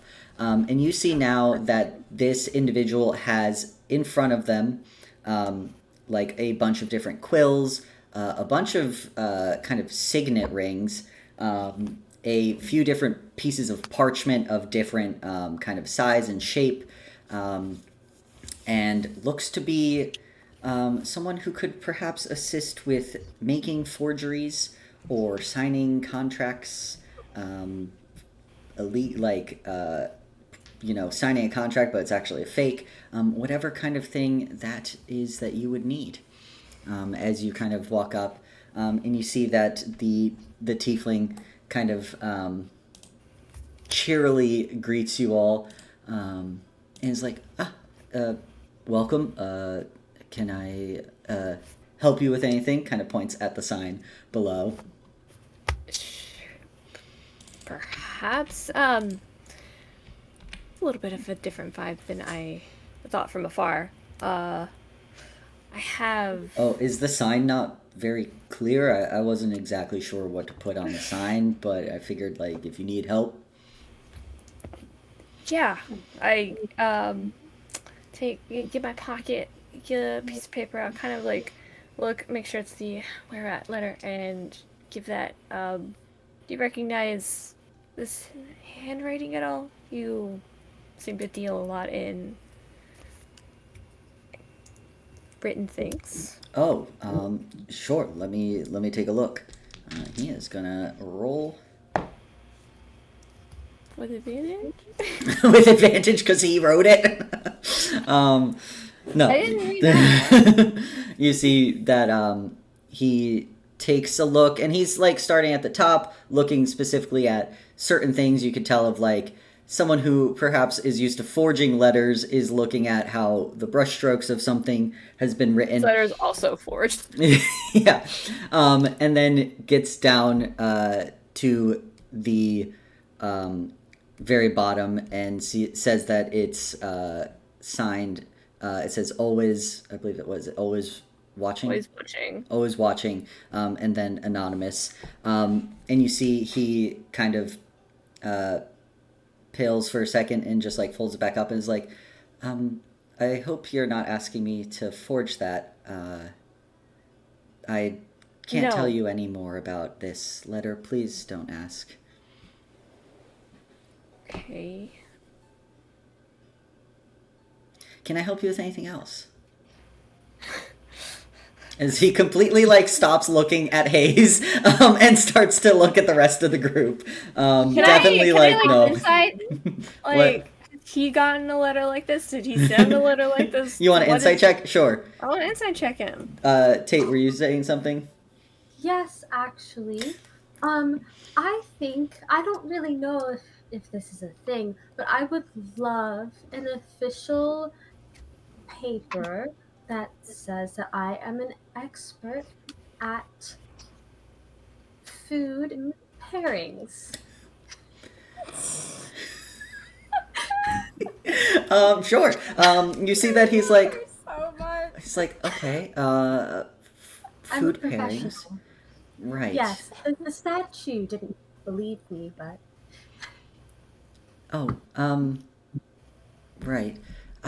Sure, I could, of course, make that letter. I would need to know who you're wanting it to be from. That's the only way I could make sure it's authentic. I'm like, does Marigold know if there's like a food critic board? Anthony Bourdain. Would Teddy like know that. and could help with that role? Sure. Yeah. Go ahead. Roll. Oh my god. Teddy, what's Teddy doing to help Marigold here? He knows about the fantasy Michelin star restaurants. Yeah, great. we could always say that I'm from Travis. Sure.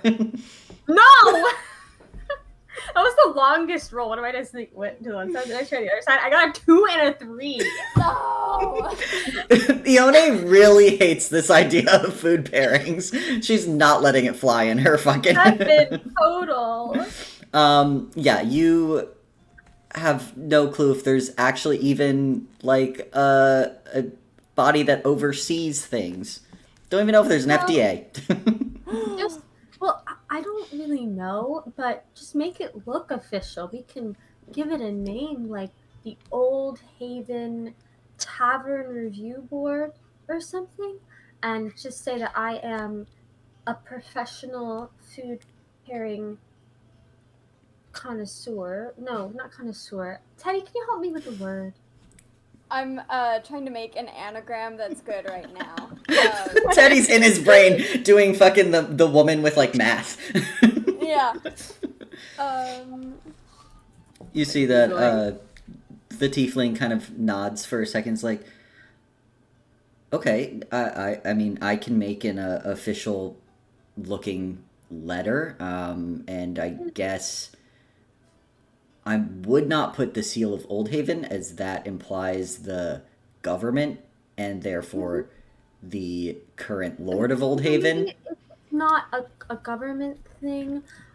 It's more just You see, like, he goes, like, 1 second, and he's, like, flipping through a little, like, almost like a fishing box, like a tackle box full of rings, random signet rings, and he's like, all right, well, I have this, it'll look official, it doesn't, it's no one's signet, so it could look official.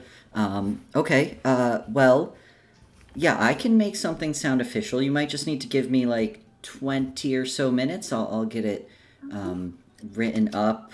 I'll just need your name. Would it cost?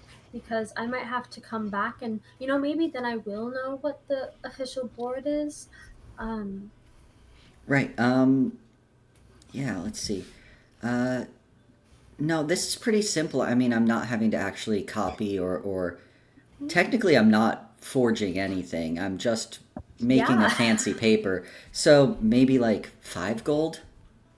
Yeah, that sounds I'm gonna great. regret this so fucking much. This is gonna come up, like, the final part of the campaign somehow is gonna be you getting in somewhere with this fucking piece of paper. Just be creative with it. It's Okay. Yeah, no, hard. Yeah, this is exciting. awesome. Way better than forging landlord contracts. All right. Oh, I bet. All right, I'll pay the 5 gold for it. Yeah, you pay the 5 Pledge gold. this for now. I promise I will come up with a really good name. For Yeah, it. great. We'll say you give him the 5 gold. You tell him what do you want the name to be on this for your name, like, because like who is the Of course, Marigold Beck. Marigold Beck. Great, you give him your name, and he's like, come back in 30 minutes, and you will have your forged letter of connoisseur reviewing taverns in. Yeah. Marigold, that's so smart. You can probably just flash that at any establishment. They'll probably let you eat for free. Oh, I didn't even think about that. That would be handy. They'll probably be waiting on you hand and foot so that you don't leave them a bad review. Yeah. You're making Yelp. That's true. I mean, if we start a podcast, then I can actually give some tips to all of our listeners so that way they can have the best food pairings. Or podcast, but in the free city. Mm-hmm. Beautiful. All coming together. The plan is coming together. All right. But yeah, you leave the cleric of Vione. But yeah, go ahead. As we're turning to leave. Weren't you giving me a insight check? Someone was? Yes. Thank you so much. It was me. It was a 13. 13. Honestly, hard to... I mean, you got that they probably did know something, and you gather it was about the signature block, because that is where they suddenly were like, oh, don't want to actually see this letter anymore, thank you.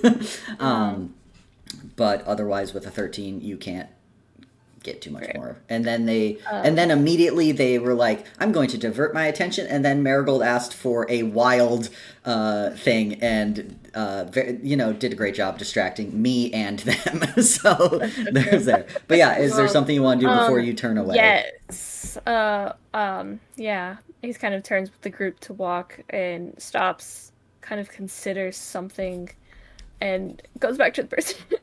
Goes back to the person? Okay. And says to the group before, saying, you guys go on to the next thing, I'll meet you. I just have... Go on. Okay. And goes back to the person. Yeah. And, a lower voice, I won't bother you about it again, but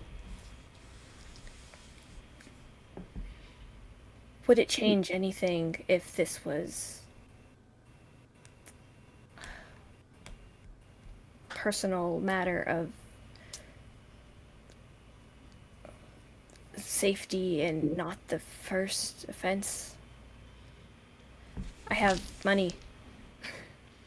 You see that he doesn't seem to consider the money, or he just kind of waves off the money and is like,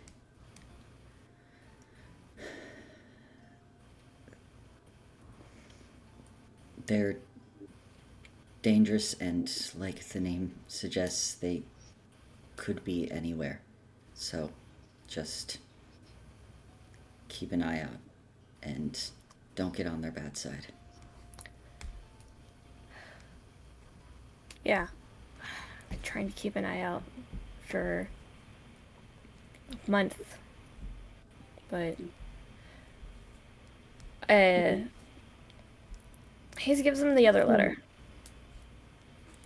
Okay. You pull out a second letter. You see that he cautiously unfolds it and sees the same signature block on this letter. And he kind of hands it back to you and just goes,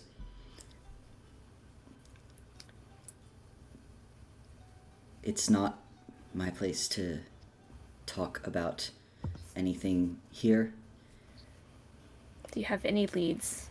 Anything? Anyone else who can help me? Please. Look, if they've found you, they'll find you again when they're ready.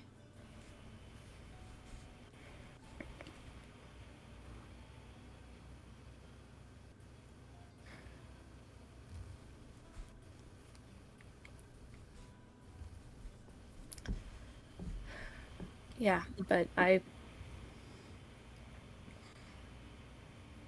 Okay. Just want to find them when I'm ready, so I can make sure I know. I don't even know. I don't even have a plan, but thank you. Sorry. No, I'm sorry. There's some things that just are secrets.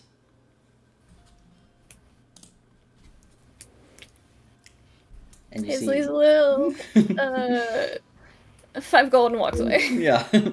Okay. Yeah, you see that he kind Unless of... he was in the middle of saying something. No, he was basically just about to, like, start to turn back to his work, essentially, to just be okay.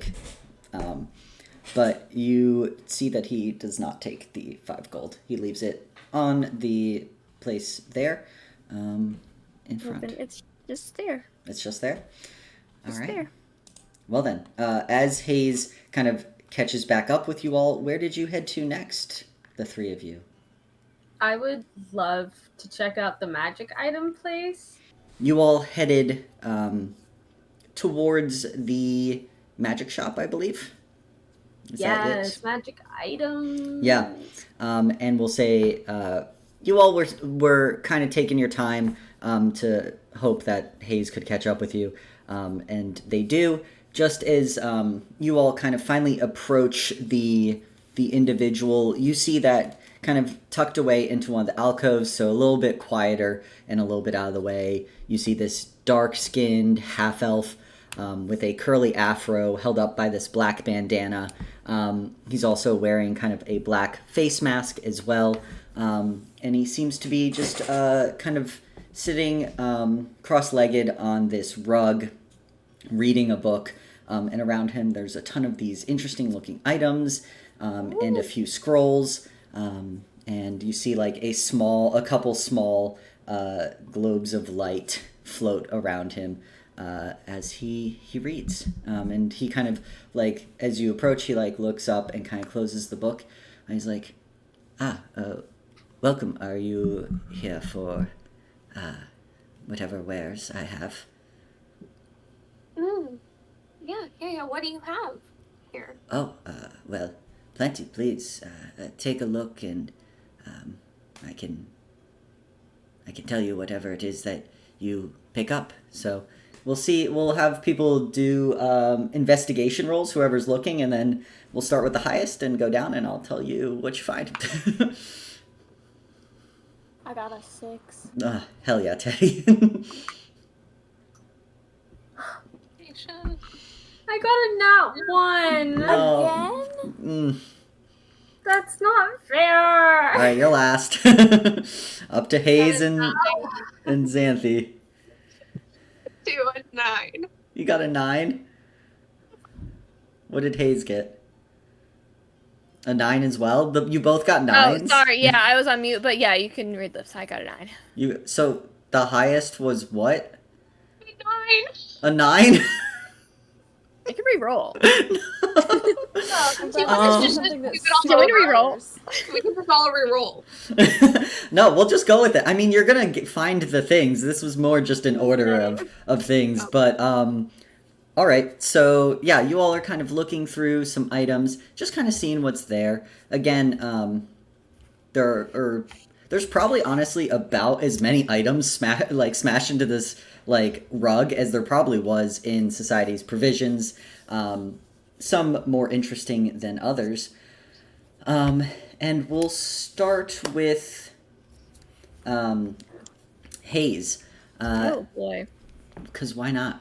Yeah, Hayes, you're kind of looking around, and you see kind of you pull up this little pouch, and you're kind of like, oh, what's that? And you kind of turn and see on the tag, it says Dust of Disappearance on it, with a price tag of 300 gold.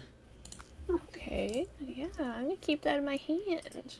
Visible to the not stealing it. Not selling it. Not stealing it. Holding on to it. Yeah. Very interesting.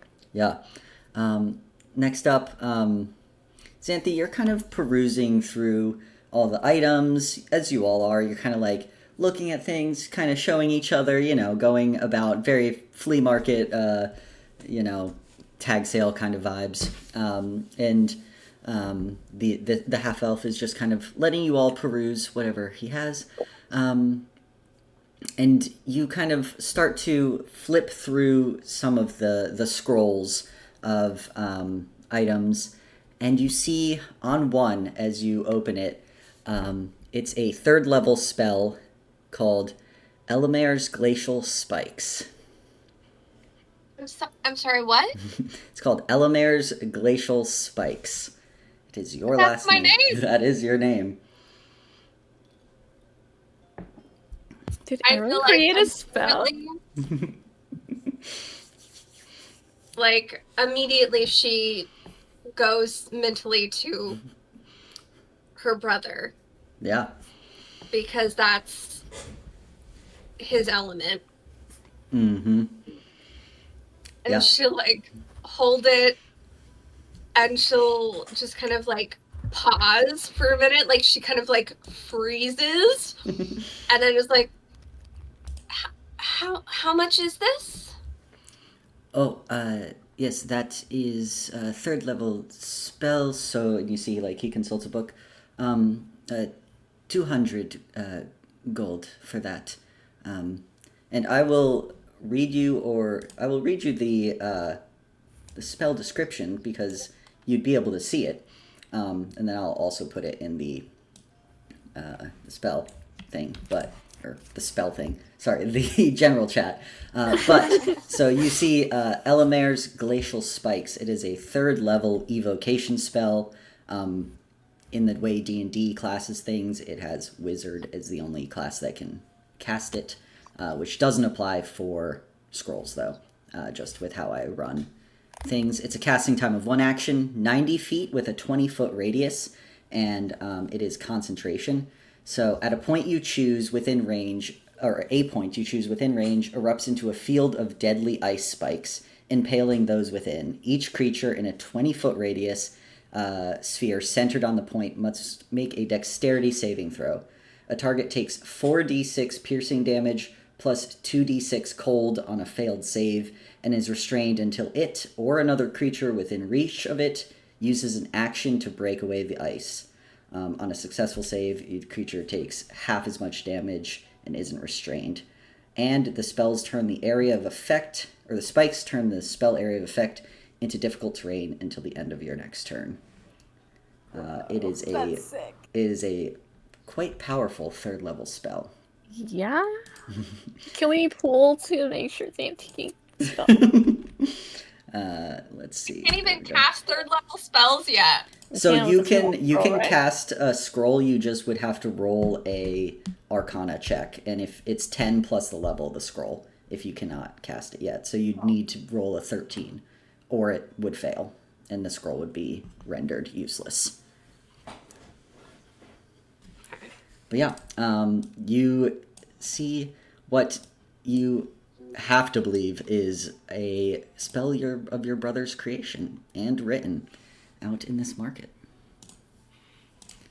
I feel like with everything that she was kind of like after the society's provisions and just kind of like how conflicted she was feeling then, like she like just smiles and like kind of clutches it to her chest for a minute, and then she's like tries to like put it back down. It's like, okay, well, that's really cool. Thanks. Yeah. So that is what Xanthi finds. We'll move to, I believe, Teddy, you're next, right? Yeah, with a 6. Yeah, solid 6. You all are really perusing, really taking your time looking Really through are. all these things. You find a Pearl of Power. Ooh. So, for general vibes, because you can kind of guess what the Dust of Disappearance does. But for the Pearl of Power, you regain an expended spell slot with a command word. So, a very cool and powerful item. And you see that has a little tag on it as well. It says 800 gold. Oh, yeah, fair. So, because it's up to a 3rd level spell slot. So, it's even beyond, I think, what any of you can cast right now. So, Cool beans. but yeah. And We then noted. Marigold, as you're kind of looking through all these things, you find a Bloodwell vial, which basically, as you kind of read what it does, you have to put a few drops of your own blood into it.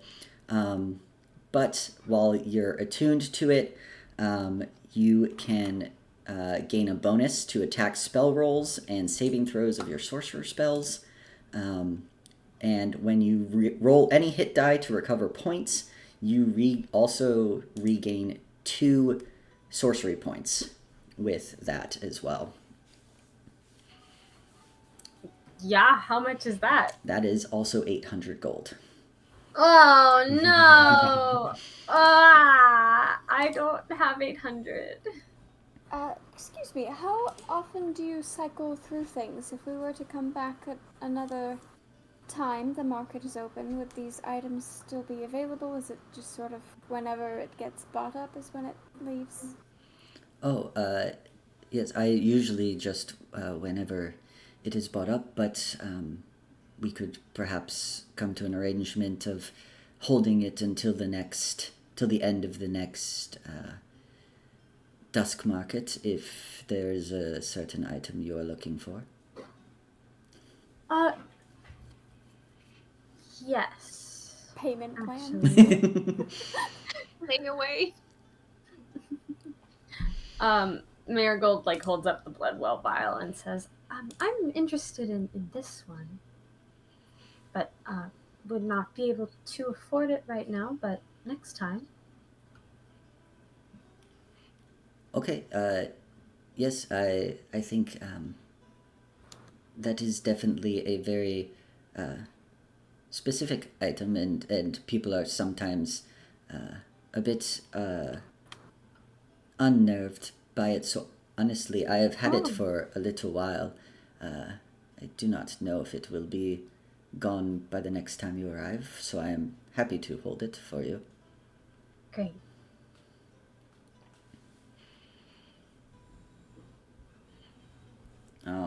Let's see.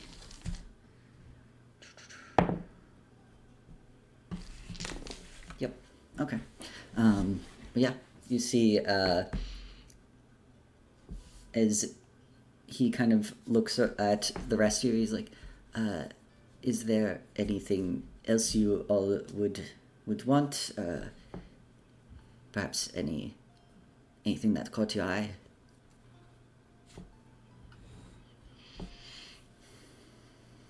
Sorry, will you say that one more time? I was reading something and got distracted.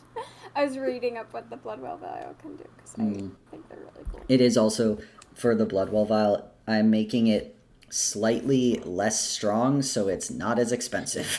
Yeah. Because it's Understand. pretty fucking strong at its full power. But yeah, basically he's just like, sorry, my name is Andrios. I hope to see you again for this Bloodwell Vial. Who the name I am holding it for? Marigold Pack. Marigold Beck. Yes, you see, he kind of flips open a little journal and writes in it. Perfect. Anything else that you all have looked and want? I'm free to also keep browsing if you want, or come back. The Dusk Market doesn't close till midnight, so you do have time. Can I ask where you got this scroll? Oh, sorry, that is a bit of a trade secret, so... But I did not steal it, if that is what you're asking. No. Tell him it's from your brother. I'm sure. It's just that's my name. I'm sorry. Come again? That's my last name. My family name. The spell?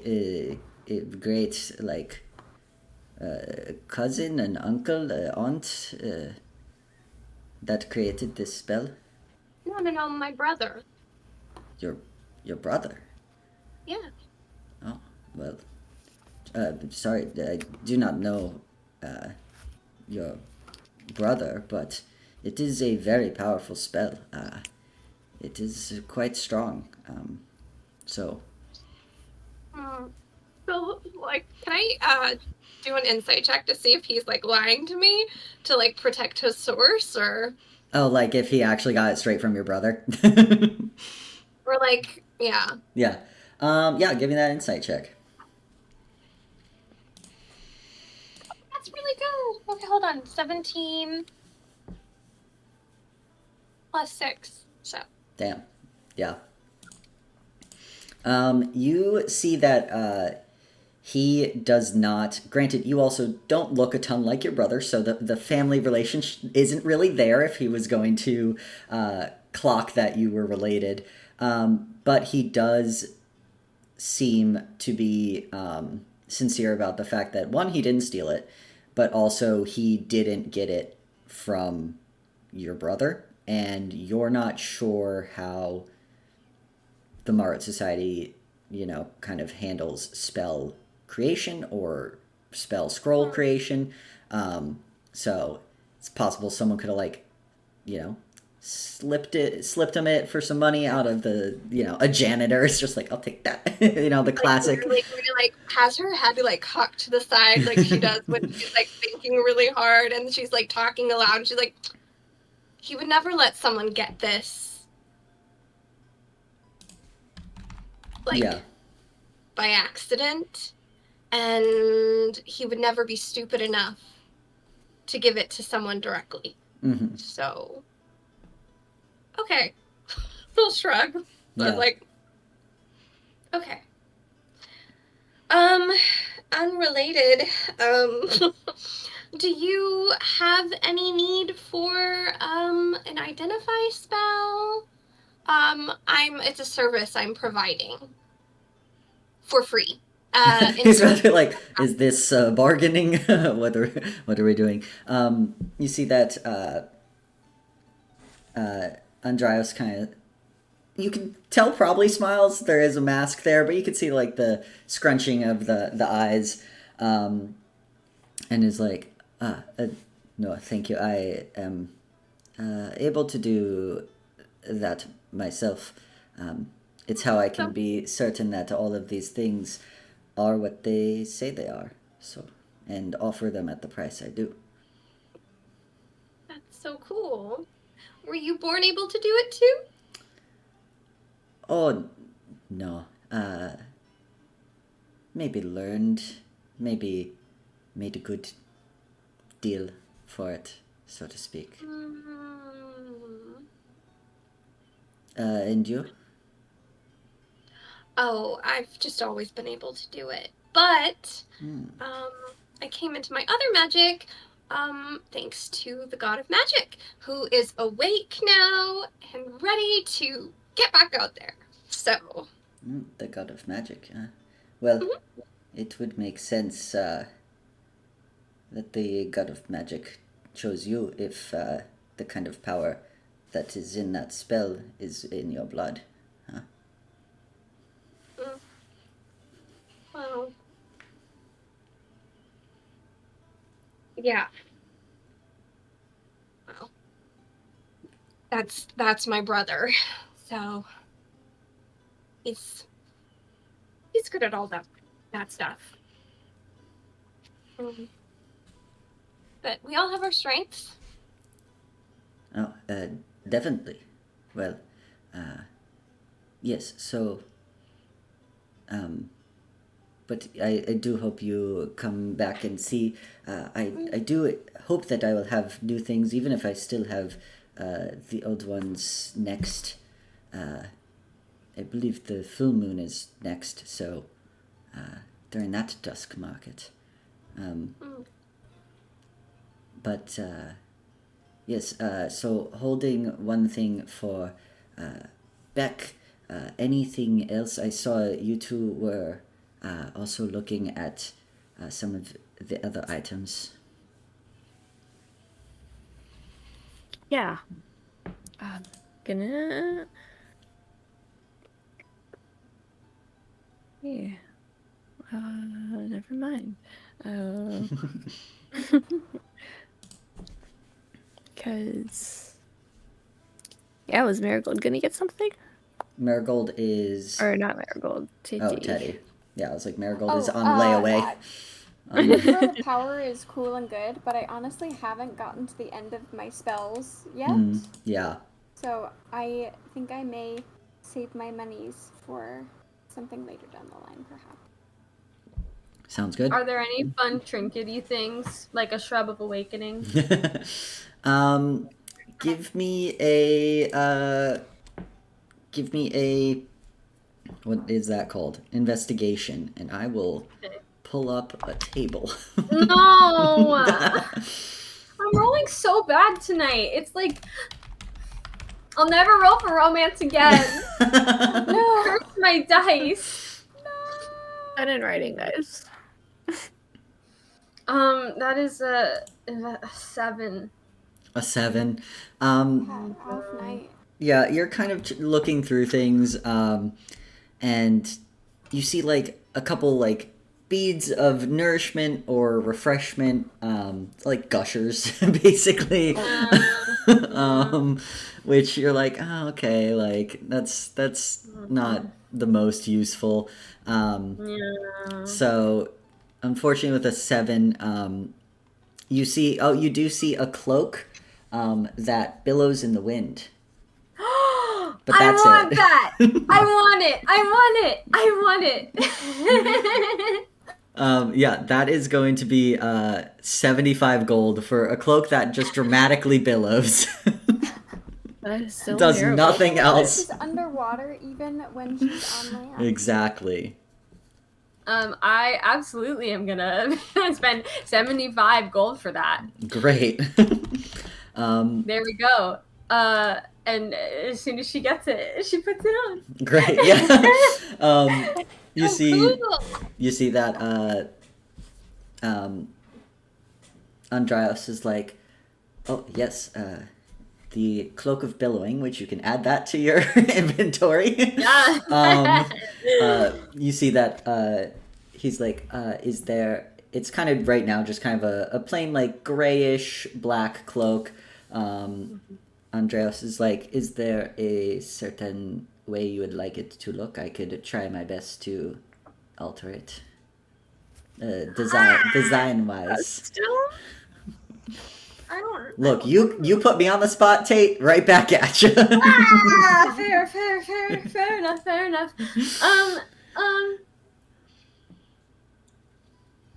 I think we will go with, this would be cute. Like, maybe it's like a dark blue cloak, and it's got this design on it that's like a dandelion head with the seeds like blowing away. Nice. Yeah. You see that Andras is like, okay, and waves his fingers, does some sort of spell weaving, and you see that design become embroidered nicely in the cloak. There you go. Cloak of Billowing. Yay! All right. So, yeah, go for it, Teddy. Oh, sorry. I know that there are a lot of interesting things here, Xanthi. There was also that little bookshop. I know you like to read. If you'd like to check that out as well before we... Oh, definitely. I love books. Wonderful. I may step over there if you'd like to join me. Yes. Marigold, I know you're a reader as well. Hayes, would you like to come with too? Yeah, I'm gonna have a purchase to make holds the dusty. The dusty up. Dusty. The dust of disappearance. Yes. All right. Yeah. Yeah. I think Doing it after. Oh my god! I think Marigold will accompany Teddy and Xanthi, but like subtly, like I guess give a wink to Hayes. It's like, hey, like get the spell scroll. Cute. Yeah. Gonna. No, she's saying that like I'm also involved in it. I'm part of it. We're all on the same brain plane. Yeah. Yes. Yeah. Whenever Xanthi can't see, you can also get the spell scroll and check it out. Great. Yeah, so as Xanthi, Teddy, and Marigold head to the community book drop, Hayes, you make that purchase for the Dust of Disappearance, so you can put that in your inventory. That'll be 300 for that, which lets you become invisible. Each creature and object within 10 feet of you becomes invisible for 2d4 minutes. Very cool. And then you also take Elamer's Glacial Spikes spell scroll for another 200. Hey, let's go. And you see that Andros seems to catch the vibe of what's going on, and packages it all up nicely in a little bag, and hands it back. So there you are. I'm gonna get this bag faster. Well, your thing's in it too, so you could just say the bag's where the bag of dust is in. The bag of dust is in the bag. Put it in your backpack. But yeah, with that, I was combining people's names. I was like Xanthi and Hayes. I was like Hanthy. Handy. No. Marigold, Teddy, and Xanthi, you head over to the books, the little book drop. And as you all kind of approach, you see that there's an older woman who's just like looking at each book, like kind of looking at the back, putting it back, maybe taking a scroll, like just perusing what's there. And when you come over, she kind of like is very friendly and greets you all, and is like, oh, it's so great that we have the chance to read all these books that you can't get in Old Haven. So it's really wonderful. Wait.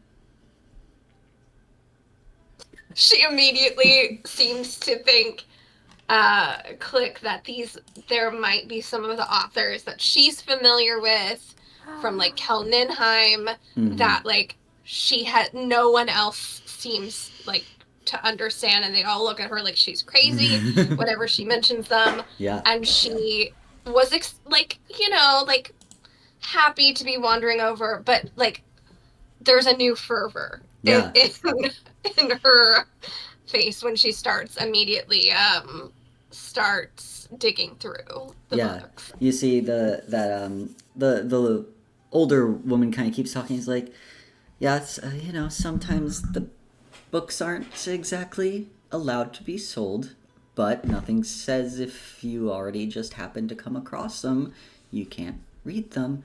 But do you have any Jaunty Emberfeet, Elandra Rune Trapper, Stirth Flame Guard? No, yes, no, not right now.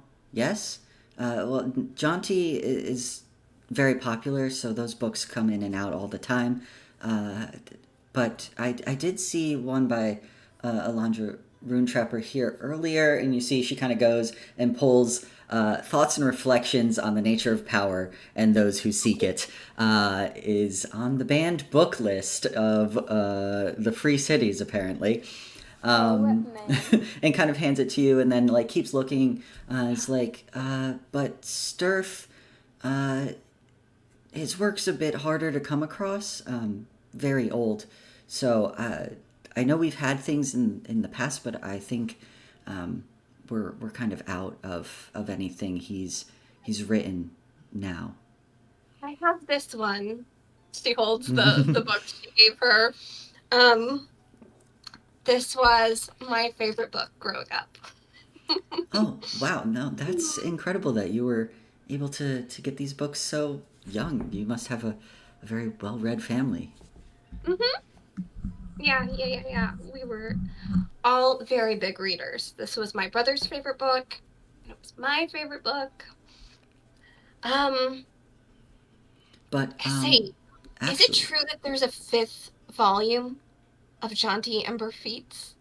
You see, she kind of laughs, and she's like, no, I'm pretty sure that's just what people are saying. They want there to be a 5th volume, but I haven't seen it, and I frequent here quite often. You'd think 4 volumes would be enough. It's never enough. It was not enough.